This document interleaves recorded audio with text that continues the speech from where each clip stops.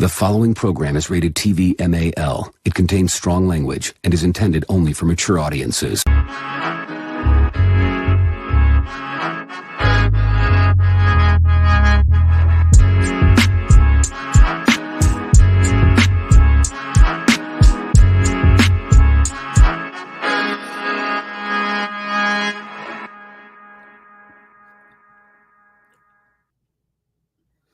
It's alive! It's alive!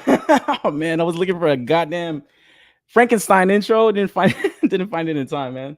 Had to improvise. But yo, welcome to Real Figures. This is episode number 25. My name is Omar V, bringing you the latest in toy news of the week. Another episode, 25 episodes, man. It's pretty cool. I was kind of taking note of that when I was kind of putting the thumbnail together. It's like I was just kind of, I don't know if you guys have noticed, but I usually use the same thumbnail. The same template. Just kind of change the number every week, man. But it is cool to kind of keep counting up, man. Like seriously, it's like I said, it's a growing channel, but it is something that I kind of dedicate some of my time to, like spare time and stuff. So it's cool that it's a consistent thing that kind of keeps growing and going week to week, But yo, as you guys know, if you guys kind of checked out the stream before, we kind of wrap up the week's toy news and stuff. Just give my opinions, kind of read off some of the chats and stuff. And before that, I always kind of go through my pickups. So I'll go through that as more people kind of slide through. Then I'll say what's up to the chat. I went in for the Naruto Top 99 Itachi. This figure's pretty cool, man. I was only unboxing it right now before the show. Really wanted to see what was up with this soft goods coat, man. The only thing I don't like is they didn't put a wire in the sleeve. It's kind of why I was holding it funny. It's like the sleeve kind of flares out a little bit too much. But the figure itself is pretty good, man. Like I was kind of moving it around a little bit, kind of wanted to pose it out, but it's a dope one, man. Like I've been seeing a lot of people posing it out on on my timeline and stuff. It's a nice one, bro. It's got like thigh swivel, like I don't know. I could tell like this thing is gonna have like a lot of good range on it, And then such a cool character too, man. Like seriously, he was probably like one of my favorite characters. A lot of characters in that anime or in that manga have like a really deep storyline and stuff, so we kind of get to know a lot of them. It's cool. There's like so many cool ones, and like this dude had like a really, really deep arc, man. When you're first introduced to him, man, this dude is like the older brother, one of like the more, I guess, like more talented like little ninjas and stuff, Naruto's friends. And yeah, dude, this dude comes onto the scene, starts kicking some ass, so I had to get that figure. They'll probably do another version that's not the Naruto Top 99 and probably might come with some effect pieces or something. I'll probably double dip and go in for that one. And then Marvel Legends Hulkbuster went in for this. Don't be like me, guys. This is a flop, man. I don't know what the fuck I was thinking. This is like literally real-time retardation. Like seriously, dude. $60? 60 fucking bucks for this shit? It's not worth it, man. I only checked out a couple of the streams. Like I usually kind of check out like reviews of people that kind of get it in early.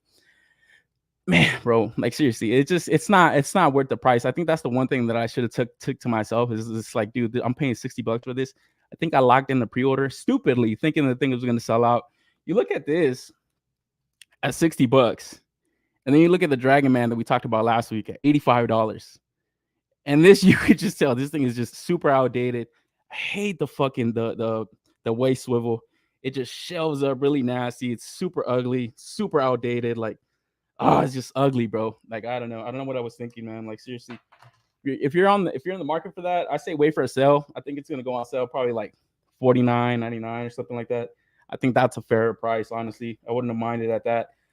I kept the box for a reason. I might return that motherfucker, bro. So yeah, that was that. And then one that I'm not disappointed in, probably my favorite of the line so far, even though he's not my favorite character, is Masters of the Universe New Eternia Merman. This motherfucker is sick, bro. Seriously, this is one of the best that they've done, dude. Like, just look at the eyes. They have like these like translucent little eyeballs that kind of look like marbles. The thing I like about this line too is that they got like these drop down hips, so you're able to kind of get this dude's like Spider-Man and all that stuff. Comes with his fucking corn on the cob sword, So it's like really, really fucking cool. Love the paint on this guy. Like, it's just such a good one, bro. For $25, like. Yeah, dude, Masters of the Universe. This is the line that I get. We're gonna take a look at like another subline that kind of popped up this week. So stupid what they're doing, honestly. I have my opinions on that stuff. And then also got this in from 5K. I had forgot about this pre-order, man. This is a super long wait for this one. even on HLJ, it still hasn't even like hit like people's warehouse and stuff. So I don't know what's going on with that, but it's the Fury Planet. I don't even know the name of this dude. I know it's not Wang. Forgot the name of this guy, but yeah, it's the rabbit samurai guy. So that's a cool one. I was waiting for that one for a minute, bro. I was like, what the fuck happened to this shit, man? But my man Plasty's in the house. Yeah, that merman is fire, bro. Seriously, Plasty, I know you're hot on the Masters Universe. Yeah, this is a fire one, bro. Like seriously, this is probably, I don't know, man.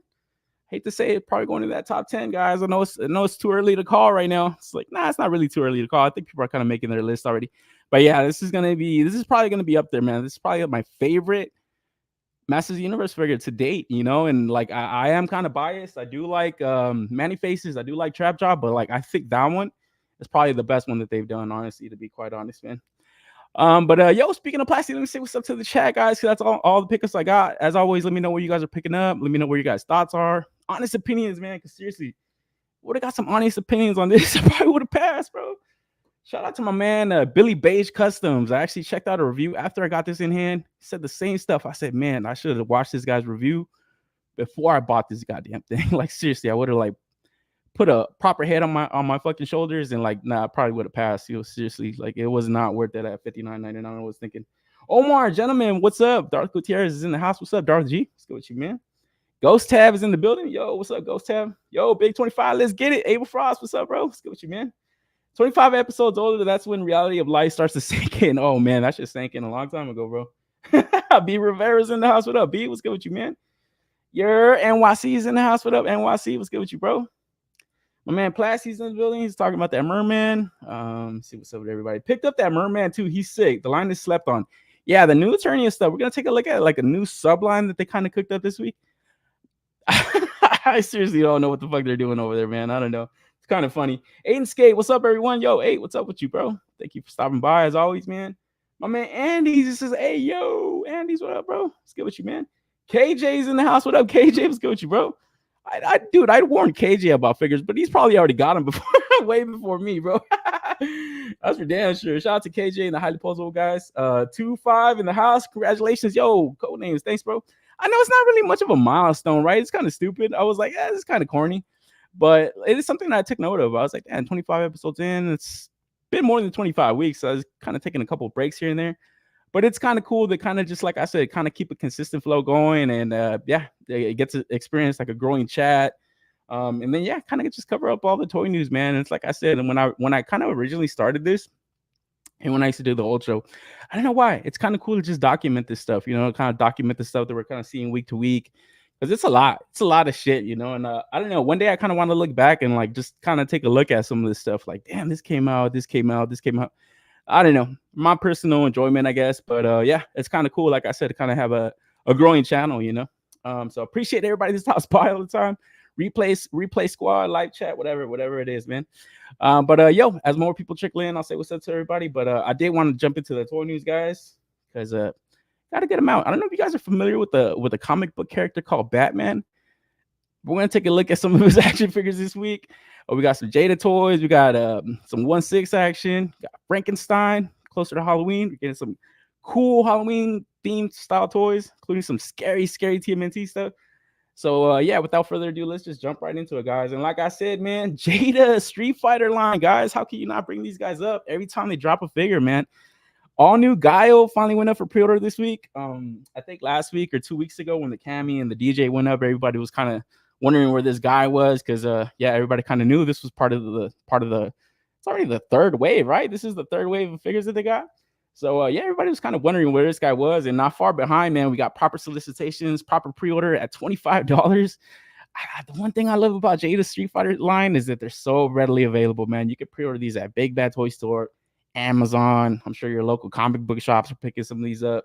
Target's getting them. So if you're in for them, you're able to find them, you know, eventually once they hit in stock. And like I said about the previous releases, sculpt on these things is killer, man. The paint is killer. Like, just they really translate these characters so well into like this action figure form where it's hard to stay away from the line, even if you're not the biggest Street Fighter fan. It's just these guys are executing this stuff so well.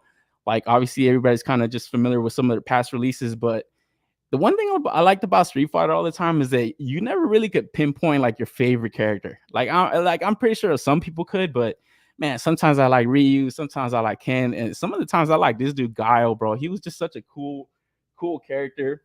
And just kind of going through these like promotional images, man, especially this one, this Sonic Boom, bro. I still remember having this game for Super Nintendo. I remember like back in the day, like me and my brother, that was like the first system we got was a Super Nintendo. And I remember that was the only game that we had. It was this. I think it was like a Super Mario. And we're over there just mashing the buttons, whatever. I think my brother got off a couple special moves every now and then. One day, one of my uncles comes by, bro. Kicks our fucking ass, starts showing us all these Hadoukens, all these Sonic Booms. And we're just like, yo, what the fuck? He shows us all the special moves. It was a completely different game after that, dude. So much fun. It was just, dude, like you could just spend hours playing this shit, playing over the same characters, same stages, all this stuff. It was just so much fun. Obviously, you get the arcade experience is a whole new different experience. You got the joysticks, and you get really familiar. And I remember asking my mom after, like, yo, how did my uncle get so good? Like, what the fuck? Because, you know, they didn't really have much growing up in Mexico. Still, like Mexico, they pretty, you know, a lot of people are kind of, you know, not as well off as they are right here in the States. So we always kind of were like, this dude did not have a Super Nintendo. He didn't have any of this shit. So how did he get so good? And my mom kind of told the story that him and my other uncle used to kind of run off with like extra change that they had, and they would just kind of go to the arcades, start playing, and they got really good, man. So always a game that's kind of near and dear to my heart. So get this entire line already out, the whole roster. It's fucking awesome, dude. Like, what could I say, man? Just looking at the figure, the paint itself is killer.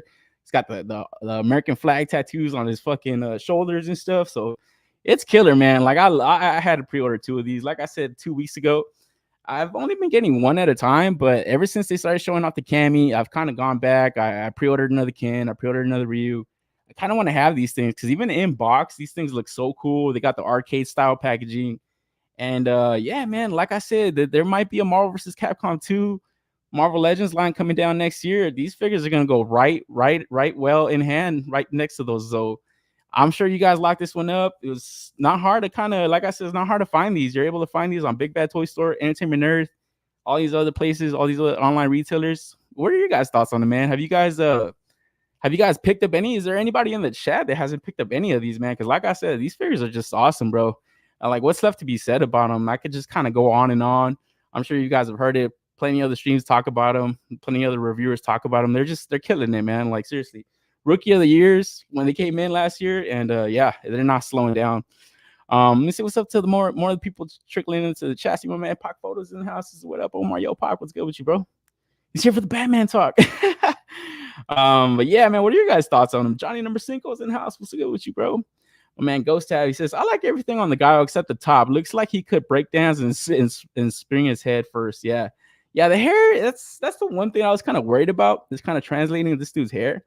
But I really like the face portrait, man. Like, I know the SH Figuarts just came out for the guy, and there was something about the face that just wasn't it, man. Like, I think the articulation that SH Figuarts packs into the figures is great, but like I said, for the price point that these guys are offering, and like to me, the sculpt is a lot better.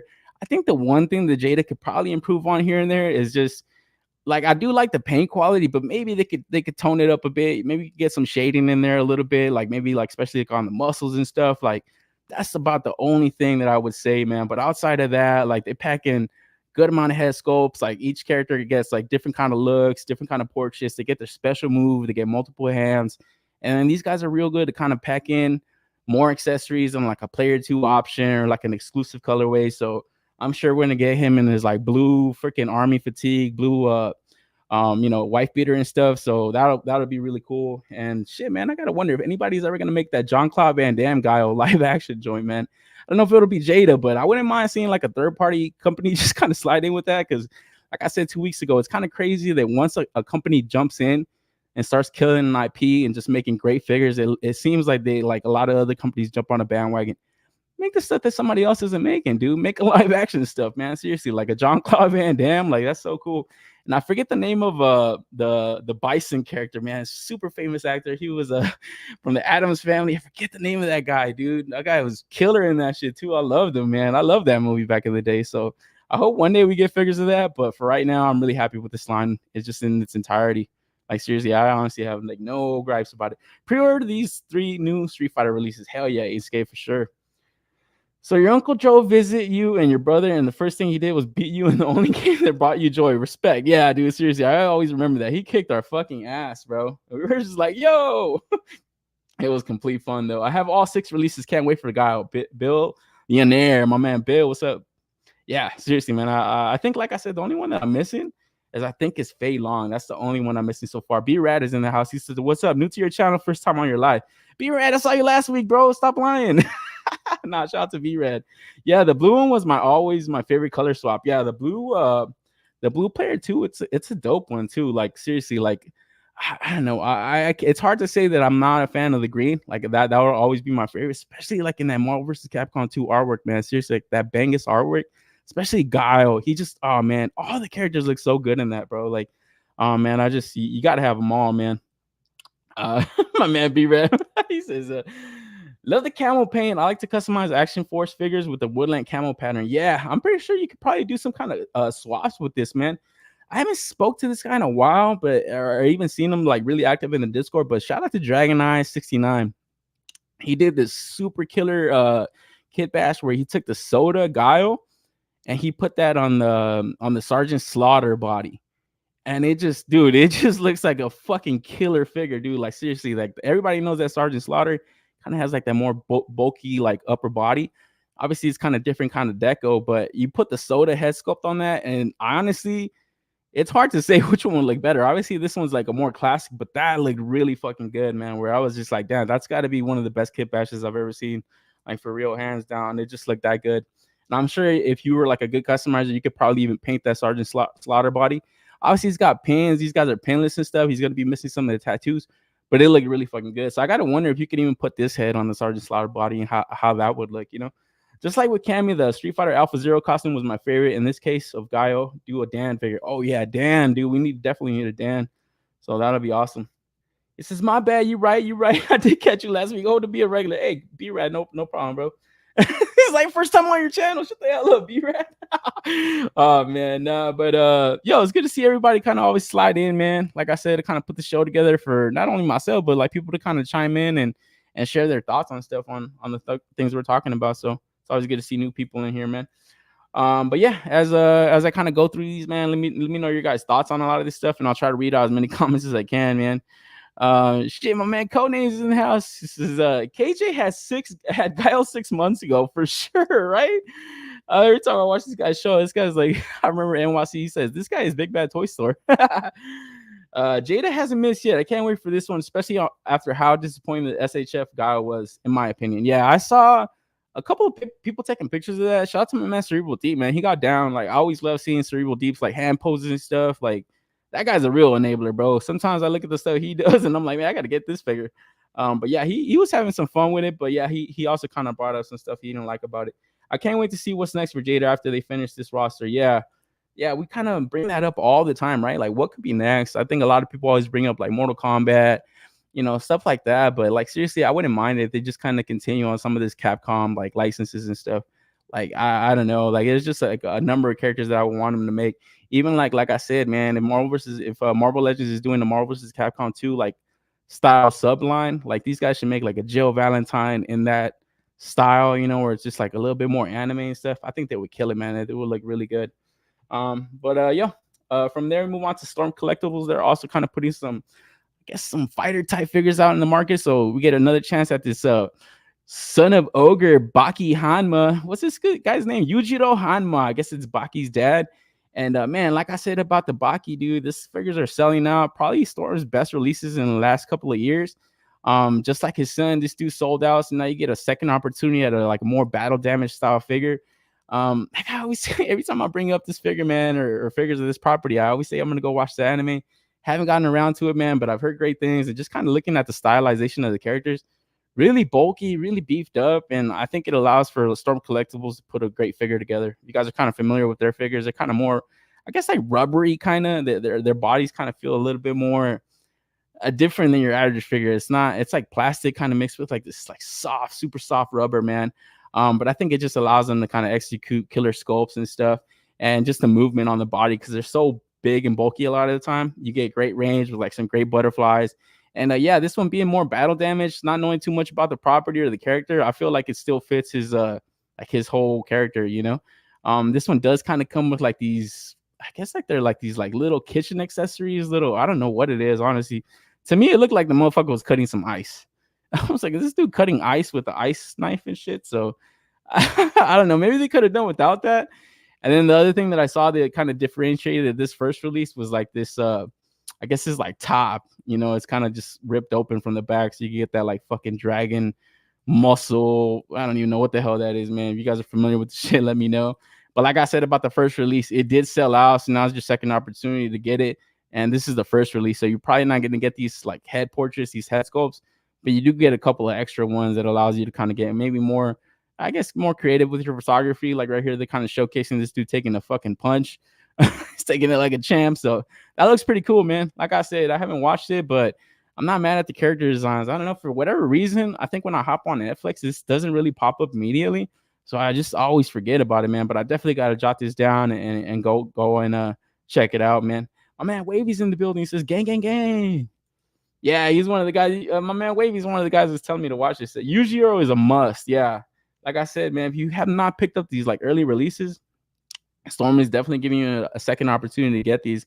Where I think Baki gave you 3 opportunities. They give you a battle damage, then like a completely different like costume change. So maybe this might not be the last one, but like I say, I don't know. I say you kind of don't wait on certain stuff like this, especially if you're in the market, you're a fan of the stuff, you know. Because like I said, they're great. Like I've seen Isaac Wan reviews of them. They scale pretty good too with like 112 stuff. Especially the Baki, at least he wasn't like super tall like Storm collectible figures are supposed to be, you know, or you know, more people would be familiar with them being like more 7-inch, but he don't look bad. He looked pretty good next to some 6-inch figures, so I think that it'll kind of work. But like I said, I haven't watched it yet, so I'm probably not going to be in for this, man. I'll probably be kicking myself if I do ever go and watch this and I actually become a fan of it, because I think these things are just going to sell out. Just don't watch the Netflix bullshit. So Netflix is not the one, huh? Probably got to like get some uncut online joint. Baki made him cook. Oh, did he? So he like whooping his ass and made his dad cook, or what? And what the hell is this though? Is he cutting a fucking block of ice? I couldn't tell. I was like, is that some kind of tuna or some shit? What the fuck is that shit, bro? So I don't know. That to me was kind of a little bit silly, but outside of that, the figure itself looks pretty cool. I need to buy me a Storm Collectibles figure. Yeah, no, there's only a couple that I have. I only had the Zangief that I kind of regret buying now that I seen Jada cooking theirs up, but I also got the King from Tekken. And I love that figure. That was like one of my top 10 that year that it came out. So I don't know. I gotta grab this dude this time. Yeah, man. I don't know. Like seriously, I don't know if this will be the last opportunity, but like past releases of this whole thing have sold out. So even the last Baki that we just talked about like not too long ago, that one like sold out when I was getting images for BBTS. The pre-orders already dried up. So I don't know how hard it is to acquire some of these, man, after the fact, you know. So don't wait on them, guys. Like seriously, man. If you guys are in for this stuff, don't wait on it, man, because yeah, you don't want to be hitting up the eBay. The eBay prices, they're not usually friendly, man. So be on the lookout for this one. And then from there, move on to the MAFEX releases of the month. Not releases, but the pre-orders. Last week we kind of talked about this A-Train preview. Now finally we got proper solicitations. And like I said last week, this guy's got the meme factor through the roof. He just is a funny character. Like honestly, like when you first introduced to him, it's pretty fucking gnarly scene. Just obliterates. He just runs somebody over and he just kills them instantly. So yeah, that kind of really introduces you to the whole world that they got going on right here, where it's just like these superheroes kind of just running rampant, running wild and stuff. And yeah, you kind of get introduced to the other characters, but this guy was a good fan favorite, I would say. The one thing I said about it like last week though is kind of weird to kind of maybe just get a one-off if you haven't really got the rest of them. I don't know if this would be a good starting on point. But definitely if you have picked up all the other ones, I think you're kind of locked in to kind of get the rest of the releases, you know. So I know that they are kind of reissuing for a second time the Homelander. I think I might go in for it this time. I've been watching Kaiju Daddy. He's like the MAFEX guy on YouTube. Lives out there in Japan. Boston Cat, like my man KJ, he's out there in Japan, so he's always kind of going to the Medicom store, kind of just getting information from them and stuff. And he kind of brought up that they are kind of reissuing out the Homelander. So that's pretty cool of them, since they're kind of continuing this roster. It's kind of giving people like another jumping on point and stuff to kind of maybe kind of going for some of these later releases, you know, because you always kind of see that with like TMNT some of the times. I just kind of noticed they were doing this cartoon line, and it's very hard to just get the brothers, you know. And so it's like if you don't put those out constantly, the later releases are almost like non-pre-orders pretty much, you know. So I don't know if the meme factor would carry this figure alone, but like I said about it like last week, it is funny looking. You know, he's got a funny design to him, and yeah, if you're kind of familiar with the show or the comic, it's like yeah, this dude pretty fun figure. You know, overall, it's like a flash type power set, so you know maybe you could get some kind of creative shots with that. Maybe you're like Ezra Miller and this dude kind of running through the Speed Force or something. Accessories are pretty cool. He's got the duffel bag. He's got that fucking compound V shit. And then the next pre-order that went up was this Nate Gray X-Man figure. And the one thing I heard about this one was that everybody really liked the goddamn effects and was wondering why this didn't come with the Phoenix. I don't know, man. Honestly, the figure itself doesn't look bad. I'm not the hugest fan of AOA, but you got to kind of recognize a good figure for what it is, man. And I think they really killed this one. I just don't understand why they're showing a lot of love to this. Maybe I'm just not the biggest fan. I'm just talking shit. I know there are fans of the AOA stuff, but I gotta get props, man. This figure itself looks pretty damn good. It's just I'm pretty content not going in for any pre-orders this month because, like I said, I haven't gone in for any of the boys figures, and this AOA stuff I'm just staying away from. I've stayed away from the Marvel Legends, and I'm probably not gonna go down the Medicom MAFEX route, man. But what are your guys' thoughts? Are you guys in for any of these? Because these are the only two pre-orders that went up. Everybody's kind of wondering about what other one was going up with this one, so it's kind of cool that they're kind of I don't know, maybe saving some people some money and then maybe kind of giving people an opportunity to kind of continue their lines that they have, you know, because it would suck to kind of have like half of the roster, half of the characters, and then, you know, the line is dead. So it is cool that they're continuing the rest of the 7. And yeah, just kind of giving people an opportunity to kind of build out a proper shelf, man. What are your guys' thoughts on it, man? Did you guys go in for any of the pre-orders this week? Have they even opened up or are they going to open up tomorrow? I thought they opened up, but I heard somebody mention it was gonna be Tuesday. I love the character, but damn, RIP the boys. Yeah, my man Johnny number 5. Like I said last week, yeah, I was kind of asking about that. I've been asking one of my coworkers about it because he was a huge fan of it. He would always talk to me about it, man. But yeah, he has not brought it up like in fuck, I don't even know how long. So I have to wonder if it got bad for everybody. I'm getting A-Train, my man Darchi. Didn't ruin it for him. I thought that was Diddy figure at first glance. Oh, come on, 8.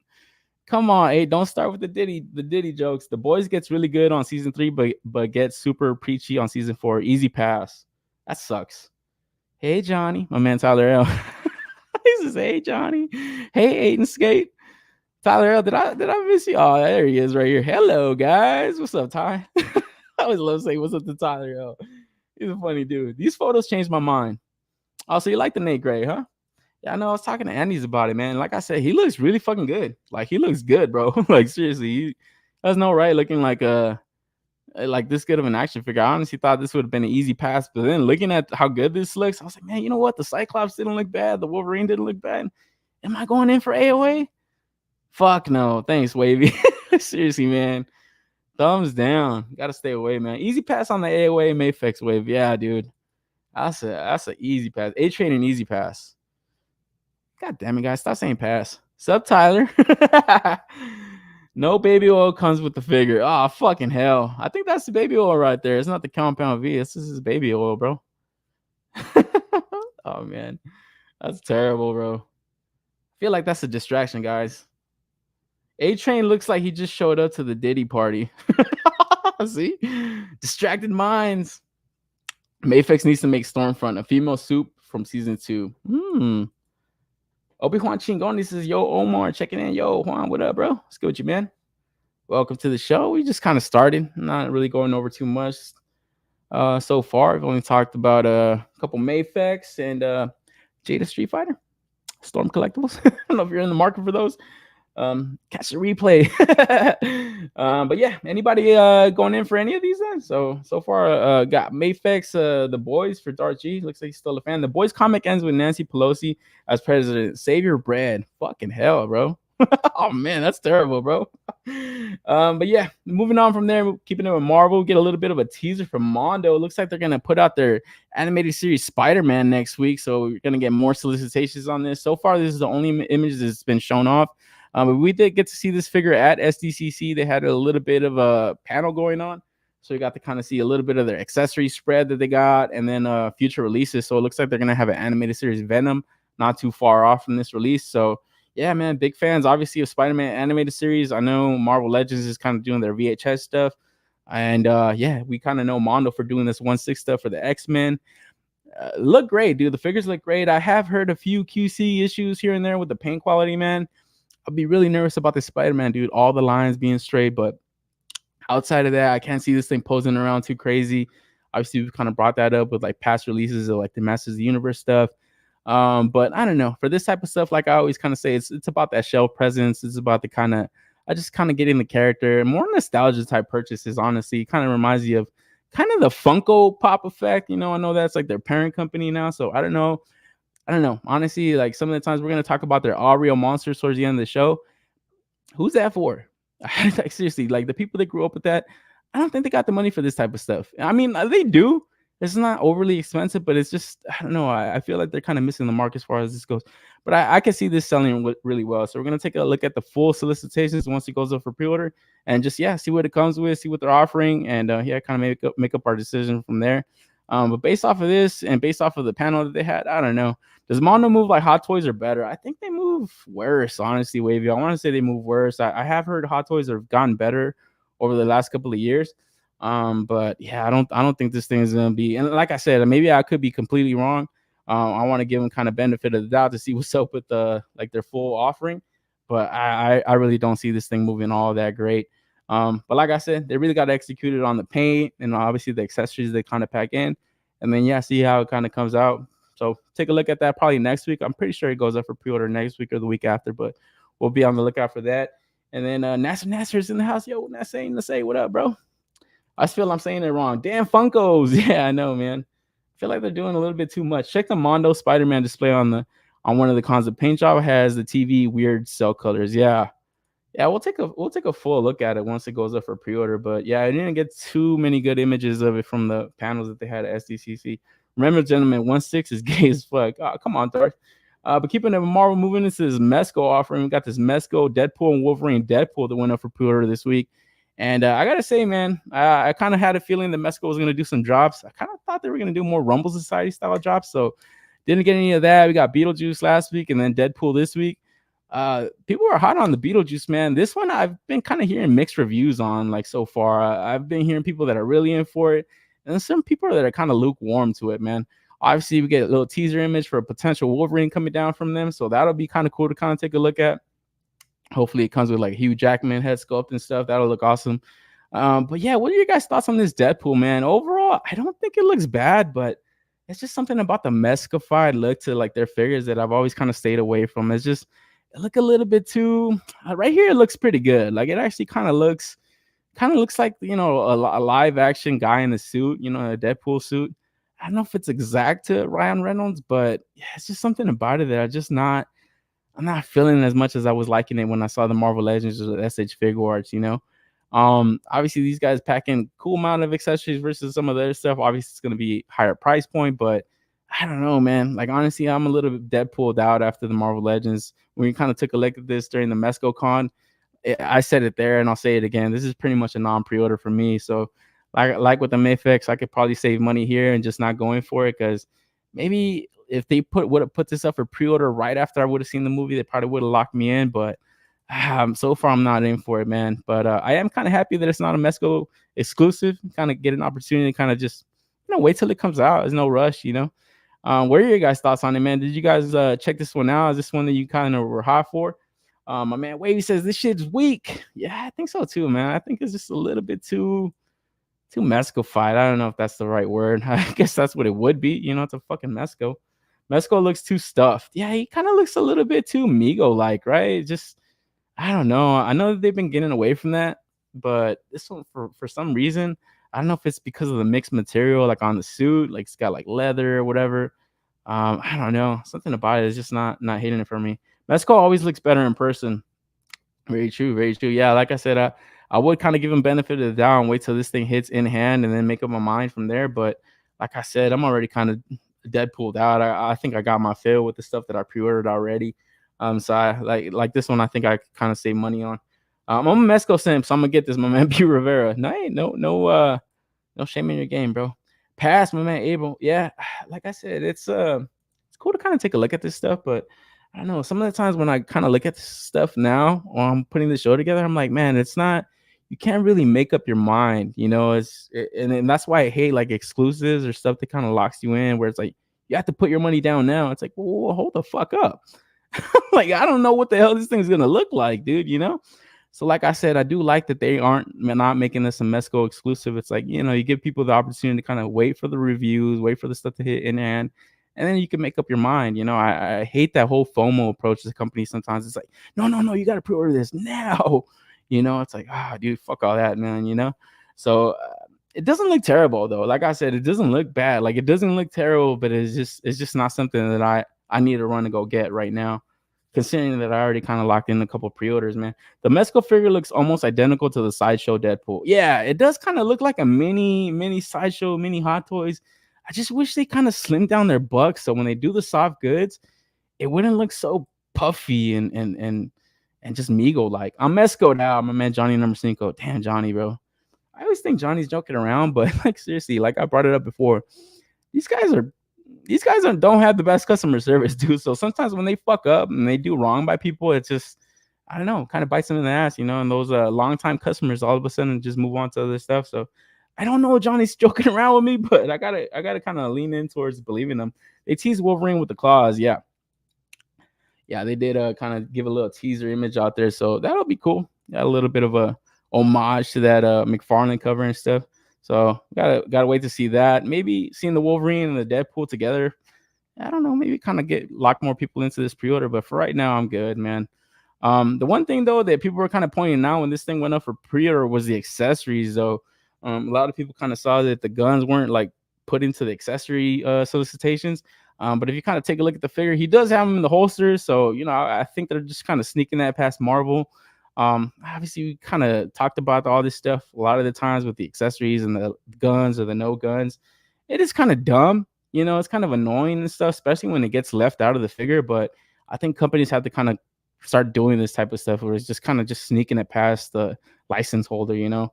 I don't know how dangerous that might be for them, you know, and potential, you know, future licensing agreements, but I don't know. I always feel like they need to really kind of make it as accurate as possible. And a character like this, it's always dual wielding guns. It's like, no, dude, this guy's got to have it. And that's the one thing that kind of really disappointed me with the SH Figuarts stuff. Piece of shit, dude. That first SH Figuarts release, no guns. And then the part 2, it's like, oh, yeah, here are the guns. But then what's going on? You know, because we always kind of say, oh, it's the license holder making them do this. Is it? Is it the license holder? I don't know. Because we've seen it with the DC stuff. I think it's more prevalent with DC than Marvel, because we've just taken a look at that Punisher War Journal 2-pack. I think it's filled with guns, bro. So I think the license holder really kind of, if it is them, they really need to understand, hey, dude, this is the character you guys own, dude. This is the actual character. This is what people expect when they want to buy this, you know? So I don't know. So that, and then there was another solicitation or another image floating around that had the baby pool. I didn't get that, didn't see that initially when I went to go look at the accessories. So I did see somebody kind of floating that image around on a couple of sites. I saw it like on X, I saw it in the Discord. So I don't know if they kind of had to re-edit that, but yeah, it looks like this is the full spread of the offering that had this Deadpool at $100.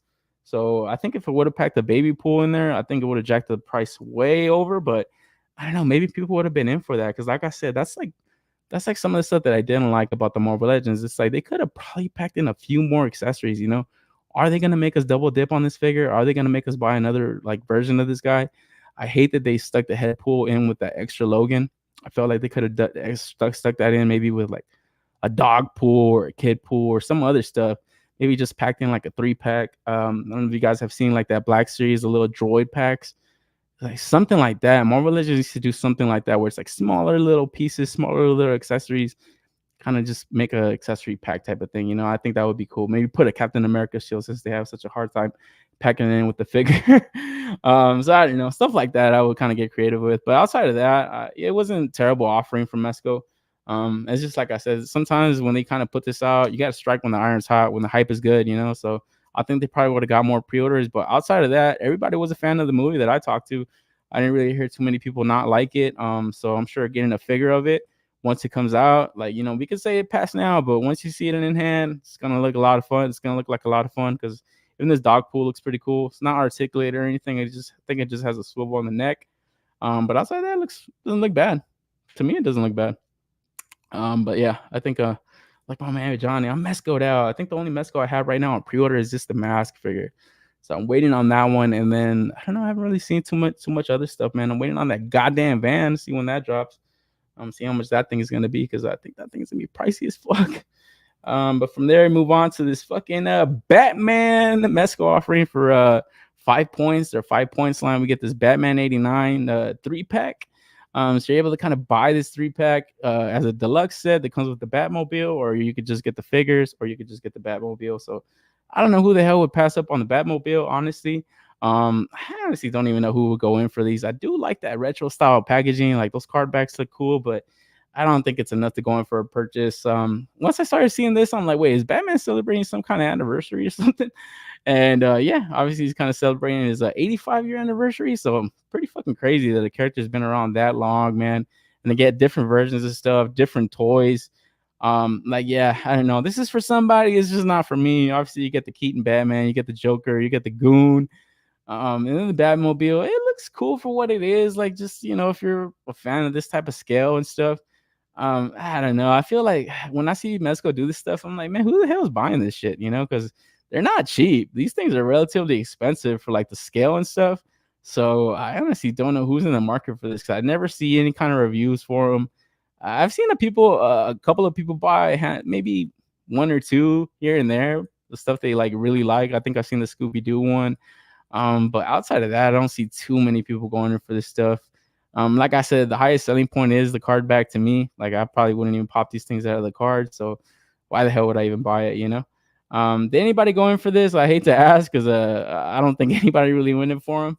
I kind of saw a lot of people just kind of shit talking it, but like I said, I don't know. If it doesn't cost them much to put out, I gotta wonder what their freaking profit margin on this shit is, because this shit is pretty expensive, dude. For what it is, it's like, fuck, I wouldn't pay more than $20 for these damn figures altogether, and then maybe another 20 for the Batmobile. So I don't know. Easy pass for me right here. Like, seriously, this is a non-pre-order.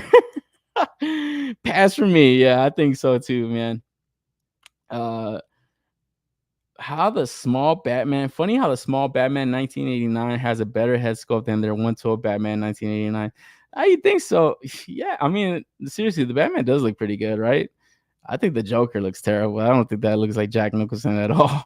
So, like I said, it's like, who the hell is this for? It's like, I know it's a really popular movie, but I don't think you need to go run pre-order this, man. If anything, I would probably want to get the vintage stuff over this. Like, I would probably just take this money to go buy the vintage stuff. This is from the just kind of display the card backs and stuff. I think you get more joy out of that, honestly, than this. So I don't know. Gotta wait to see if anybody went in for this, and maybe take a look at some of the reviews when it drops. But outside of that, I don't think many people are going in for it, man. But from there, like I said, if you guys don't like Batman, this ain't your episode, because we're gonna take a look at some hot toys now. We got a Batman Returns 1/6 Batman. This is a deluxe version that comes with this diorama base set. It also comes with the extra Keaton head sculpt. And then the one thing that people were pointing out is why the hell they're taking pictures of it in front of the Batmobile. Batmobile doesn't come with the figure, man. So don't do that, guys. Then you got people thinking you're gonna get a whole ass Batmobile with this shit, and it ain't gonna happen, man. But outside of that, I think the Hot Toys looks good. I think this is like a 2.0 version, I want to say. So they're kind of redoing some of these like older releases, kind of updating them. I heard some people don't like the Keaton head sculpt. I think it looks good. I think he just looks a little bit too young. If anything, I don't think it kind of hits his look exactly, but I don't think it looks bad. I like the picture right here on the left. That really looks like him. Then the one on the right kind of looks a little off. I don't know. But then yeah, this is the extra head sculpt that comes with the deluxe set. So you get this like ripped up cow and stuff. You get this head sculpt. So right here it looks like him. It just looks like a young version of him. Super young. So I don't know. My man Paul Morales is in the house. He says hello, everyone. Yo, Paul, what's good with you, man? I don't think you are allowed to use the Jack Nicholson, so they are purposely making Joker look comic accurate. You could be right about that, dude. You could be right about that, yeah, because it's very hard to get a figure of that guy. And then, yeah, going back to this is the deluxe version, so it comes with this diorama base with interchangeable accessories. That's pretty cool. I wish like more companies would kind of offer something like this, like in a 1/12 scale. Just kind of get interchangeability. Like, that's pretty clever. It's pretty dope. And then yeah, I don't know if you're a big Batman fan. This is your week, guys. You got an opportunity to get 5 points. You got opportunity to get a Hot Toys. And then you get another Batman character. You get this Batgirl exclusive to the Sideshow. This is from the video game Batman Arkham Knight. Said it before, say it again. Don't video game, man. But I don't know, this version of Batgirl, I don't like the head sculpt. I don't really like it too much, even the suit, it looks a little bit too teched out for my liking, but I don't know. I know it's a really popular game, really popular gaming franchise. I mean, so I don't know. It might be a hot one. I do like the color set though. I always like Batgirl in this like purple and like yellow costume that she always has. But I also like the gray one too. But I don't know. I think the purple's always been my favorite. So yeah, gotta wait to see if anybody goes in for this one. This is exclusive to the Sideshow site. So if you're in the market, go to their site. I don't think it's sold out yet. But then from there, we move on to exclusives to the Hot Toys side. We get this Batman Arkham Knight, Batman Beyond gold version. And man, guys, said it before, I'll say it again. Action figure overdose. This shit is a little bit too much, man. Like, goddamn. Like, what the fuck? Seriously, man. Is this a suit in the game? Because I don't know. It just looks a little bit too fucking much, man. It just kills the whole Batman aesthetic to me. When I think of Batman, I think of somebody like cloaked out in the night, not some fucking gold suit. It's just a little bit too gaudy, and I know this is Batman Beyond, this is a Batman Beyond suit, but this just looks fucking terrible, man. Like, seriously, like, I don't know who the hell would go in for this. Even like the faceplate, like the all gold, it just looks fucking terrible. I think if I had this displayed, I would just have it on the right head sculpt. But yeah, I don't know. This is exclusive to the Hot Toys site. I don't think you gotta go run pre-order this though. I can't imagine this thing selling out. I'm gonna get me a Hot Toys. I want to know if they are worth it. Yeah, you gotta get that Venom wave. I know you were in the market for that Venom. I think that one's sick. That one is like dope looking, man. And I think that one is worth the price, But something like this, it's like, man, I don't know. I honestly don't know who's like in for this type of stuff. I always gotta like watch like Justin's collection to see what his thoughts are. Because the guy is like has a huge Hot Toys collection, so maybe it's for those type of collectors that are just, this is just like a one-off special edition type of thing. But yeah, this is to me is just action figure overdose. We don't need this shit. Like, seriously, that's the one thing I think of when I see this type of fucking figure. It's ugly as hell. I ordered the Batgirl. The purple suit stands out. My man, Codenames. Damn, Codenames, you're hot for that one, huh? I don't know. That's nothing about it. Like I said, maybe if I played the game or I was more familiar with it, I probably would have been more excited about it. But I don't know. More so, I like this one more so than the Batman Beyond. That's for damn sure. But even this one, I was just, the suit does look good though. Like I said, the purple to me is probably my favorite on Batgirl. But I don't know. But damn, with Codenames, you just dropping that dough on these on this random stuff, man. I didn't think anybody was gonna go in for these. Kind of glossed over it. I didn't really get to look at too many of the accessories. Even when I was kind of putting the show together, I was just like, I don't think anybody's even going to be in for this one, so I wasn't even going to bring it up. But hey, man, that's cool to see. Cool to see people going for different kind of things, man. Like I said, everybody's a fan of different stuff. So it's kind of cool, like I said, to kind of take a look at everything, know what people's thoughts are on all stuff. Because yeah, like Codename said, the suit does stand out. It does look really good. There's something about the head sculpt, maybe, I don't know. Kind of looks a little long on the face or something. I don't know. But yeah, it doesn't look bad. It definitely looks better than the Batman Beyond, though. Like I said, this is fucking ugly as hell, man. Like, seriously, guys, if anybody pre-order this, run to cancel this shit. Run to cancel this fucking thing. This is ugly as hell, man. So, yeah, it's kind of sucks that there's not like a really good Batman Beyond figure out there. Because from there, we move on to the DC Multiverse. Neo-Gothic Batman Beyond from Todd McFarlane. This went up for pre-order this week. And I gotta say, man, I did pick up the comic series. I can't remember anything about it. I was just like, was this the one where he was like fighting against the city? I couldn't remember for the life of me. I was like, dude, I remember they kind of put two back to back.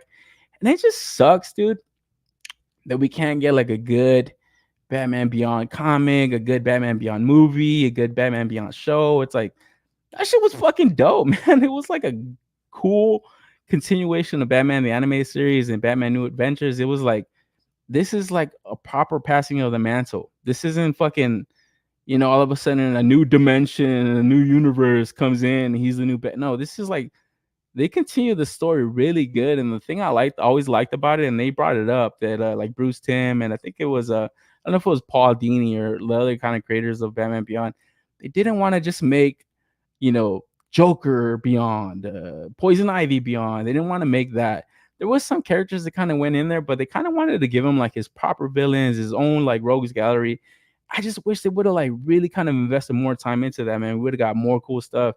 I would kill to see a Batman Beyond movie and like the Spider-Verse, across the Spider-Verse style animation. Like, I think it would just look so fucking good. I think there's like a trailer floating around the internet or something that they were kind of potentially working on. They got scrapped, but something like that would just be so freaking awesome, dude. Like, just like a full-on, like fully animated, like, man, just packed in with like all that stuff. Because like I said, those Spider-Verse movies, like, they're awesome, but to me, it's just like the animation quality that they pack into that. It translates the story so well, man. And like, you guys have seen the merge, you guys have seen the toys, how popular it is. It's like, dude, Batman Beyond deserves that type of like praise, dude. Honestly, like, seriously, I feel like this would be like perfect for like new fans, younger kids, younger audience, older fans. Like, it just kills me to see that they never really get Batman Beyond the proper love, man. Like, it's just such a cool character. The design of the character is awesome. The figure itself right here, though, I don't know. I heard some people talking about it and not like it so much. I myself, I don't know. I kind of looked at it. The one thing I don't like about it is just like the Todd always kind of plugs these wings in. I don't know if you can unplug them and stuff. Because even when you kind of look at it, like sprayed out and the accessories, it doesn't have like the wings separated from them. So I don't know if the thing turns up, it kind of switches up, or you can unplug them. But then that backpack piece would probably look a little bit ugly. So that's the one thing I didn't like about it. I do have that first Batman Beyond DC Multiverse figure, and I like it a lot. I think that's a pretty decent Batman Beyond, but it's not the perfect version. It's not the perfect version. I never had the Mezco one. I've seen a couple of pictures of that one. Shout to Future Rick. He took a pretty cool picture not too long ago. Not the perfect Batman Beyond to me. I'm sorry. It's just not, you know? So I hope one day MAFEX makes a Terry McGinnis figure. Like, I hope that's the company, bro. It's like that fucking Nightwing. Perfect. Something like that, bro. Like, please, man, please. Because this is the last Batman Beyond figure that we're going to talk about this week, man. But to me, it wasn't a bad effort. I think the one thing I didn't like so much about it was his goddamn jawline. It's just a little bit too out there. It's just a little bit off, you know. But outside of that, I don't know. It does give people an opportunity to get a Batman Beyond figure if they haven't picked one up yet. I don't think I'm going for the pre-order. I do kind of like this this hand that has like the Batarang in it. That's pretty cool. You know, I think the last one had that too, though. So I don't know. I haven't pre-ordered this one, but to me, it wasn't bad. I wanted to kind of see a different head sculpt on this. So I'm wondering if that old Batman Beyond head sculpt kind of go on this. And then I know that he did put out a different version that had like a mouth guard or something. I want to see if I can find that on eBay and if that will go good on this, you know. Kind of that will probably be like a different kind of version of Batman Beyond. So I don't know. But what are your guys' thoughts on this one, man? Because like I said, it doesn't look bad, but it wasn't a perfect Batman Beyond, you know? Yeah, this Batman Beyond got a wide chin for reals, man. That's the one thing that I saw about it. I was like, you know what, man? He kind of fucked up the head sculpt a little bit, you know? But outside of that, I don't know. I did see people pointing out like the red fingertips. I didn't really like that too much. It's like Hot Cheeto fingers and stuff. So I do kind of see that. But yeah, outside of that, I mean, it kind of looks a little bit orangey too, right? Like, I was like, why the fuck does this shit look orange, man? I want this shit to be like bright red, you know, like fucking neon red almost, you know. That's what I think of when I think of Batman Beyond, man. Like, it's just something about it kind of looked a little bit soft in the paint job, man. But yeah, I don't know. Overall, it's not a bad offering from Todd. I think a lot of people were going to go pre-order it. Because he didn't stop there, man. Along with this Batman Beyond, he also put out an all-new Liber Mayhem Batman. So we get a repaint of that Page Punchers. This time comes with a soft goods cape. And man, for whatever reason, when he did the Page Punchers version, I didn't think anything of it. Throws the soft goods cape, run the pre-order. It's like, what the fuck? Really, dude? That's all it took? Because yeah, like I said, that Page Punchers, it wasn't bad. It had like a little bit more of like an olive drab to it. It kind of had like this greenish tone to it, where right here is just, you know, more gray. It just, I don't know, man. That head sculpt too, it just looks so good. Like, it just, like, man, if you guys are familiar with the Liber Mayhem artwork, like, it's just very gritty, very detailed. So it definitely translates well to an action figure. And I think that's the one thing that people kind of pointed out right here. It just has like that gritty Batman look to it. And then, yeah, the soft goods cape obviously sets it off, man. So for me, this was the one that I want to go pre-order. I didn't pre-order that Page Puncher, so I'm glad I didn't have to double dip there. I kind of would get annoying, where it's just like you're putting out a better version now. It's like, I hate it when companies kind of do that, but it is what it is. But yeah, like I said, once you started seeing the Batman Beyond, you saw this one. It's like, okay, yeah, this guy's celebrating an anniversary. Kind of obvious now. DC live action is all over the place. Yeah, I don't know. Even a live action Batman Beyond, I don't think you could do it. I don't think you could do it. I think it has to be animation, dude. Like seriously, I think the Batman Beyond live action, I just don't think it will work. Because if remember that shit, it's like it's the future, bro. Got Neo Gotham. It's just so something that is not going to translate well, and maybe I'm wrong, especially with like AI coming in. I know people don't want to hear that, but I'm looking at it as a tool that's going to allow filmmakers to probably make stuff that we could only fucking dream of, dude. So here's hoping that one day we do get a proper Batman Beyond movie, man, and yeah, he gets his proper spotlight, man. But going back to this, did anybody pre-order this one? And if you guys had the old page punchers, how did you feel about that, man? Because like I said, it is kind of shitty sometimes where companies kind of do that. Not just Todd. I know we were kind of looking at that Kang exclusive figure that went up last week. Man, it's like, man, that's a better version of the Kang that we previously got. So I don't know, kind of have to double dip sometimes to get a better release. So that's always kind of a shitty feeling, but some people might have passed, so it gives them a second opportunity, I guess. So give and take. Uncle Scrooge Batman, he was a mean fuck in that book. Yeah, Batman Noel. I haven't read it myself, but like I said, I am always familiar with like the Liber Mayho style artwork, man. So I gotta probably go check that out. This is Uncle Scrooge Batman. I gotta definitely go check out some of these like Batman runs. Like all the older stuff I've kind of read, but some like I guess not so old, but not so new, like the early 2000s and stuff. I got to go back and read some of that stuff that I missed out on because, yeah, this is fucking crazy that we're celebrating 85 years of this guy, man. And it's like cool to kind of see Batman Day. I think it was yesterday. I see all the stuff that like people would just, everybody's familiar with this character, dude, whether it was the movies, the shows, the cartoons, the comics, obviously. Yeah, it's just such a popular character, man. It's crazy. So obviously Todd putting out a whole wave of Batman, he was happy. So from there, move on to the Silver Age Batman and Ace the Bat Hound. And man, dude, the one thing about this is obviously the static dog. Would have wanted some articulation in this thing. I knew one day he was going to put it out. The other thing though, I'm not really happy with the head sculpt on the dog, man. It looks a little bit ugly. The Batman itself though doesn't look bad. I do like how it looks. The head sculpt though is not as good as that Batman 66 New Adventures of Batman. I forgot what it's called. It's like the comic book version of the Batman 66. And like I said, go follow OC Nerdswire. He put that head sculpt on that Batman MAFEX, that MAFEX Batman. Set it off, bro. It just looks so good. So I don't know. After seeing that, I was kind of thinking about going back and buying that MAFEX figure and buying that 66 Batman card back and just doing that. But then seeing this go up for pre-order this week, this is one that I kind of, for whatever reason, I needed another goddamn Batman, dude. It's just, it gets kind of silly to a certain point because it's just like, you have a fucking Batman. You have probably 5-10 Batmans already. Why do you need another one? I don't know. I don't fucking know, man. He's just that popular of a character. It doesn't look bad. The offering itself doesn't look bad. It just, I don't know, man. Fucking Todd got me. I was like, it's almost becoming like a guilty pleasure pre-ordering some of this shit because it's like, fuck, really, dude? Another goddamn Batman? You feel like a dumbass almost. But like I said, it's a good one, so I had to get it. Probably get that FOMO later on. And then, like I said, just the lack of articulation on the dog. I don't think it would kill Todd to try something like that. I think he could find reuse for it. Whether it be in this line or something else. Like I think he could definitely get reuse out of it because I know he did put out the Crypto. They didn't have any articulation either. So maybe could have used that. But like I said, something about the head sculpt on the dog I just didn't like, man. So I gotta wonder if you could probably do a repaint on that Law and Order, kind of just paint them up, maybe I don't know, find some kind of way to kind of put a cowl over the dog, and then you get like a properly articulate Ace the Bat Hound. So that would be cool.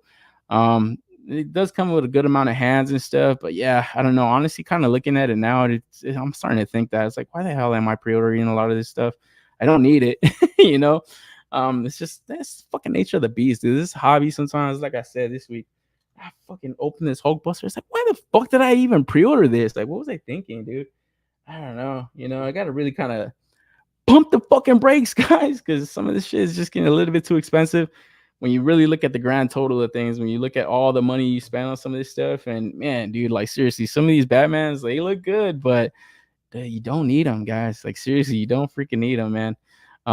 So I don't know. What are your guys' thoughts on it though? Did you guys go in for any of these Batmans right here? Because they were hot tickets, dude. Like seriously, these things are drying up on BBTS.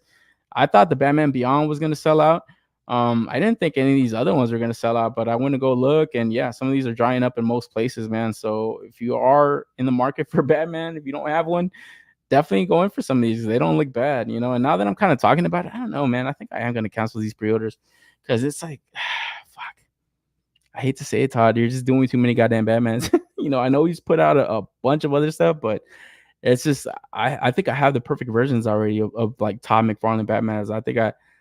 I'm done. I feel, man. You know, and it's crazy because it's like he is putting out other stuff, you know, because like from these Batmans, these aren't the only pre-orders that he put up this week. We are getting like another one, guys, another Amazon exclusive this time. So we get a glider. And yeah, like I said, man, they don't look bad. They don't look bad, guys, but fucking holy hell, man. You know, I think now that he's kind of dressing him up in these like soft goods cape, I think he kind of sets him off. This one comes with like a city backdrop, so you know it's not a freaking Rancor HasLab tier. This guy's just throwing it in for you guys, man. So that's for what it is, super gimmicky, but it's cool. And then these solicitations of this dude in the glider, like how fun would this be to just kind of dangle from your ceiling, man? It just looks so funny, dude. Like how fun would that look? Ceiling right there for your toy room. When I was looking at this, I was like, man, is he getting me for this shit? Because this is $40. It's a little bit more priced up than the other ones. That's the one thing I did like about that Batman Beyond, the Silver Age, and that Libre Mayho joint. They weren't overpriced. Fair price right there. It's $22. Soft goods cape on both of them, on two of them. Then you get a soft goods cape here. It's like, you know, for a customizer, that's packing a lot, honestly, for the price points. Not bad, you know. It's just like I said, it's an overwhelming amount because he didn't stop there. McFarlane Toy Store exclusive. We get this Nightmare Edition of DC versus Vampires, Batman, and like I said about that Hot Toys, man, this is a little bit too gaudy, a little bit ugly, man. Action figure overdose. This is just complete garbage, Todd. Like seriously, I don't know who the hell is buying these. They are limited amounts, but why the hell is he doing them? Why the hell are retailers taking them? I know this is exclusive to this site, but I always have to wonder who the hell is going in for these goddamn things, man. Are they good for customizing? Like, can you guys do anything with these head sculpts? Because, like I said, they just look horrendous, man. Like, I know that DC versus Vampires Batman sold out, and I was watching Toy Shiz do his little like news wrap up about these, and yeah, exactly what he said. If you want to just reissue them, just reissue them. Make it exclusive to your site. You don't need to make unnecessary stuff. And something like this, I feel, is just a little bit too unnecessary, you know? A little bit too ugly, man. Pac 40 is it's nice, but man, I think I'm good on these Batman figures. I see Batman Beyond in store. I'm gonna get it and try that head swap you're talking about. Yeah, I think with that head swap, it will definitely look a little bit cooler, you know. I pre-ordered Batman Beyond, my man Ghost Tab. I never ordered McFarlane Batman. Their legs look weird. Yeah, something about the proportions on some of them look off. Like this one doesn't look bad. I don't mind how this one looks, but yeah, $40. This is a pass for me. You know, and the head sculpt is not my favorite, but it's not bad. And then, like I said, the Silver Age one, I do want a Batman that looks like this, but after seeing that little kid bash that a homeboy did, I think I want to do that and try that. You know, it's like I don't need to go in for another one of these Batmans. You know. From Todd is just he's got to do a little bit more to kind of offer and you know, lock me in because I'm gonna start pumping the brakes on some of this stuff. But yeah, outside of that, not bad. This is probably the worst one though, man. This is an instant get the hell away from me. Like this is just terrible. And every time he does this, I'm just like, why, dude? Why? Like seriously, why the fuck are you doing this? Because I don't think anybody's really hot on these. And if they are, just buy something else. Fuck. Never look at the grand total, dude. Never. Yeah, for reals, bro. Like, dude, seriously, I think I brought it up a few weeks ago. I try not to overspend, try to cap myself off at 300. That's about it. I've been going way over that sometimes where I'm just like, what the fuck am I doing? Like, why? What am I doing, dude? Sometimes I think about doing like another show like on this channel, maybe like unboxing, chill type of stream. I think I'm gonna start doing some of that stuff because I feel like, man, you know what? You get like personal joy, especially shout out to like people that do toy photography. I think they really get like use out of their toys and stuff. But man, sometimes when it's just like you're looking at all like the grand total, like your pre-orders, and then you come out with fucking, you know, 3 Iron Mans and 4 Batmans. It's like, wait a minute, dude. You could have just pre-ordered, you know, $50 worth and probably saved yourself a couple $100. So stuff like that I'm starting to look at now, because yeah, we're gonna take a look at some of the other pre-orders of the stuff that went up this week. I gotta pass on this. As good as these look, Todd, I'm sorry, but I gotta pass. Some other stuff's gonna get my money. But yeah, moving on from there. I think I'm on the same boat. We've had Nightfall, Batman, Hush, and some other really definitive Batman figures. So these are like extra if you want to just keep adding more. Yeah, exactly. Those definitive ones, the Nightfall, exactly. I got both versions of the Nightfall. I don't know why. I got the blue one. I like that one. The black one came out. Got it also. I like that one. So it's like, all right, cool. Those are two really good definitive, both costume versions. The Hush one is really good. I got the black Hush one.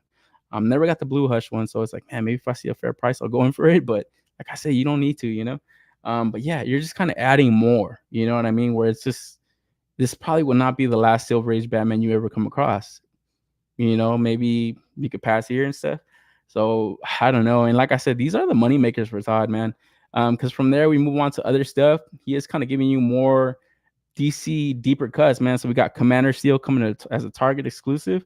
And yeah, like I said, these Batmans pay for stuff like this, you know. So man, it's a lot of reuse here some of the times, but he is kind of giving you deeper cut characters, kind of build out your DC roster, you know. And he's been doing a great job at that. Like this year, he's been going down, giving you a lot of the Lanterns. You know, he give you like the Red Tornado. He's giving you like just deeper cut characters, a lot of these like Justice League characters, JSA characters, and yeah, he always kind of gives you these different kind of villains. A lot of Batman villains, obviously, but you know, it does allow him to kind of go down, just down the vault, you know, of DC, and kind of see what's out there and put it out there in action figure form. Because from there, he is also putting out a Parallax Sinestro, where man, I passed up on that first Sinestro, and I think it's already kind of sold out. I don't know why. I kind of stayed away from it. It was like part of his collector edition $29.99 price point. I said, fuck are you doing, Todd? Fuck off. I'm not buying this shit. Should have. I honestly thought it looked really good. And the Chase version I like too, and it's kind of more Green Lantern suit. This one doesn't look bad. I would have imagined he would have just reused the same head sculpt, but it's a different head sculpt. Then the effect piece looks pretty cool. So yeah, gotta wait to see how much this one is. I may go in for this one since I don't know. I already probably passed up on that one since it already kind of sold out. It's kind of creeping up towards $50, and I don't think pre-ordering a Todd for $50 is worth it, man. Todd Father was cooking up Batman for days. Yeah, it's just a bit too much after a while. Been on McFarlane Batman cakes. Some soft goods capes sold me. Yeah, I think now if you passed up on earlier releases, I think now is a good opportunity to get them. But man, he went so Batman heavy like his first few years. I bought like a few of them. I ended up selling out a lot of them, man. A lot of the death metal stuff sold through all that stuff. I thought I was out. And then these last couple of months, I just been buying more and more and more of this stuff. And I'm like, man, you know what, dude? Like, fuck, is there an end in sight? I don't know, you know? So gotta pump the brakes up a bit, man. Top Father was cooking up Batman for days, yeah. I noticed the gold label Batman comes with his signature non-killing axe. Fucking goddamn gold Batman. That thing is so ugly. The MAFEX kit bash is pricey, but it does look good. Yeah, he sold me on that kit bash. It looks so super awesome. Still waiting on the single release Doomsday. Oh man, Ortega, you gonna be waiting for him? Maybe not that long. I like a regular release, not the green glow in the dark. Yeah, that glow in the dark one was ugly. Hell yeah, man. Doing this some live unboxing, enjoy the fairs with other collectors. Yeah, I think that'd be cool. I think get like a little unboxing. I was talking to my man Boncho. Guy's like a little customizer painter and stuff, so it'd be kind of cool to just kind of get a stream like that kind of going, you know, people just unboxing stuff, painting, maybe somebody setting up a shot. I think it'd be awesome, you know. So yeah, be on the lookout for that, and maybe trying to get that up and running, you know, soon. So be on the lookout for that, because like I said, man, I do like doing these weekly episodes, but man, I do want to continue to grow a channel and yeah, just kind of hang out with people and stuff, see what's up with them. Pock nose dudes that buy all this shit. Yeah, KJ. Oh man, I'm hunting for an SEC Nightfall currently.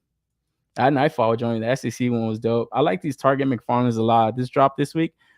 No information on when this drops. I think Target's got like some kind of con thing coming up pretty soon. So we've been seeing like a lot of these like teaser images from like NECA and McFarlane. So I think these are gonna be creeping up soon, because I do like this Commander Steel. Something like this, I'm like, you know what? He may get me on something like this, because like I said, these are like more deeper cuts. It's not just another Batman. And like when I see stuff like that, I'm like, okay, cool. I need to get stuff that of a character that I don't have, you know. So like that's where I'm like, okay, that's where Todd can get my money. But another 3 Batman, like, nah, dude. Like I said, I like that first Batman Beyond figure. I already have it. Need another one, you know. So yeah, be on the lookout for these if you're interested. No other information when these drop code names, so be on the lookout. I'll try to keep you posted if I see any kind of links or anything. The Batman has more gold yellow than Sinestro. Yeah, that's Sinestro. I don't know. I like it. I like how it looks, but I gotta see, like, I don't know. It's definitely missing some more paint, especially like on the legs. It just looks super plasticky. Some soft goods pulled me in. Yeah, soft goods on this stuff is definitely what's reeling in a lot of people. The good thing about Todd always making new ones is you don't need to go back. Always move forward. Yeah, very true, man. Very, very true. McFarlane is a pusher. He said it on an interview. Don't give a reason for a junkie to stop doing junk. His words. Yeah, exactly, bro. I feel like that. I feel like he's like definitely like relentless in his attack, But every collector's got to make up their own mind some of the times, man. Like I said, it's just kind of analyzing your purchases. Some of the times, it kind of, I don't know, it kind of steers you in like your future collecting and stuff. Because sometimes I'll unbox stuff and I'm like, man, you know what? I could have passed on this. Like, fuck, why the hell did I pre-order this shit? So I don't know. Every collector is different though. KJ Smith, myself included, but not these limited edition stuff. Yeah, look out for that Todd limited edition. And holy fuck, man! God damn, I thought we were moving on from Batman. Like I said, if you don't like Batman, this ain't your episode. Because next up we got a preview image from Kyoto, Revoltech, Amazing Yamaguchi, Batman Beyond.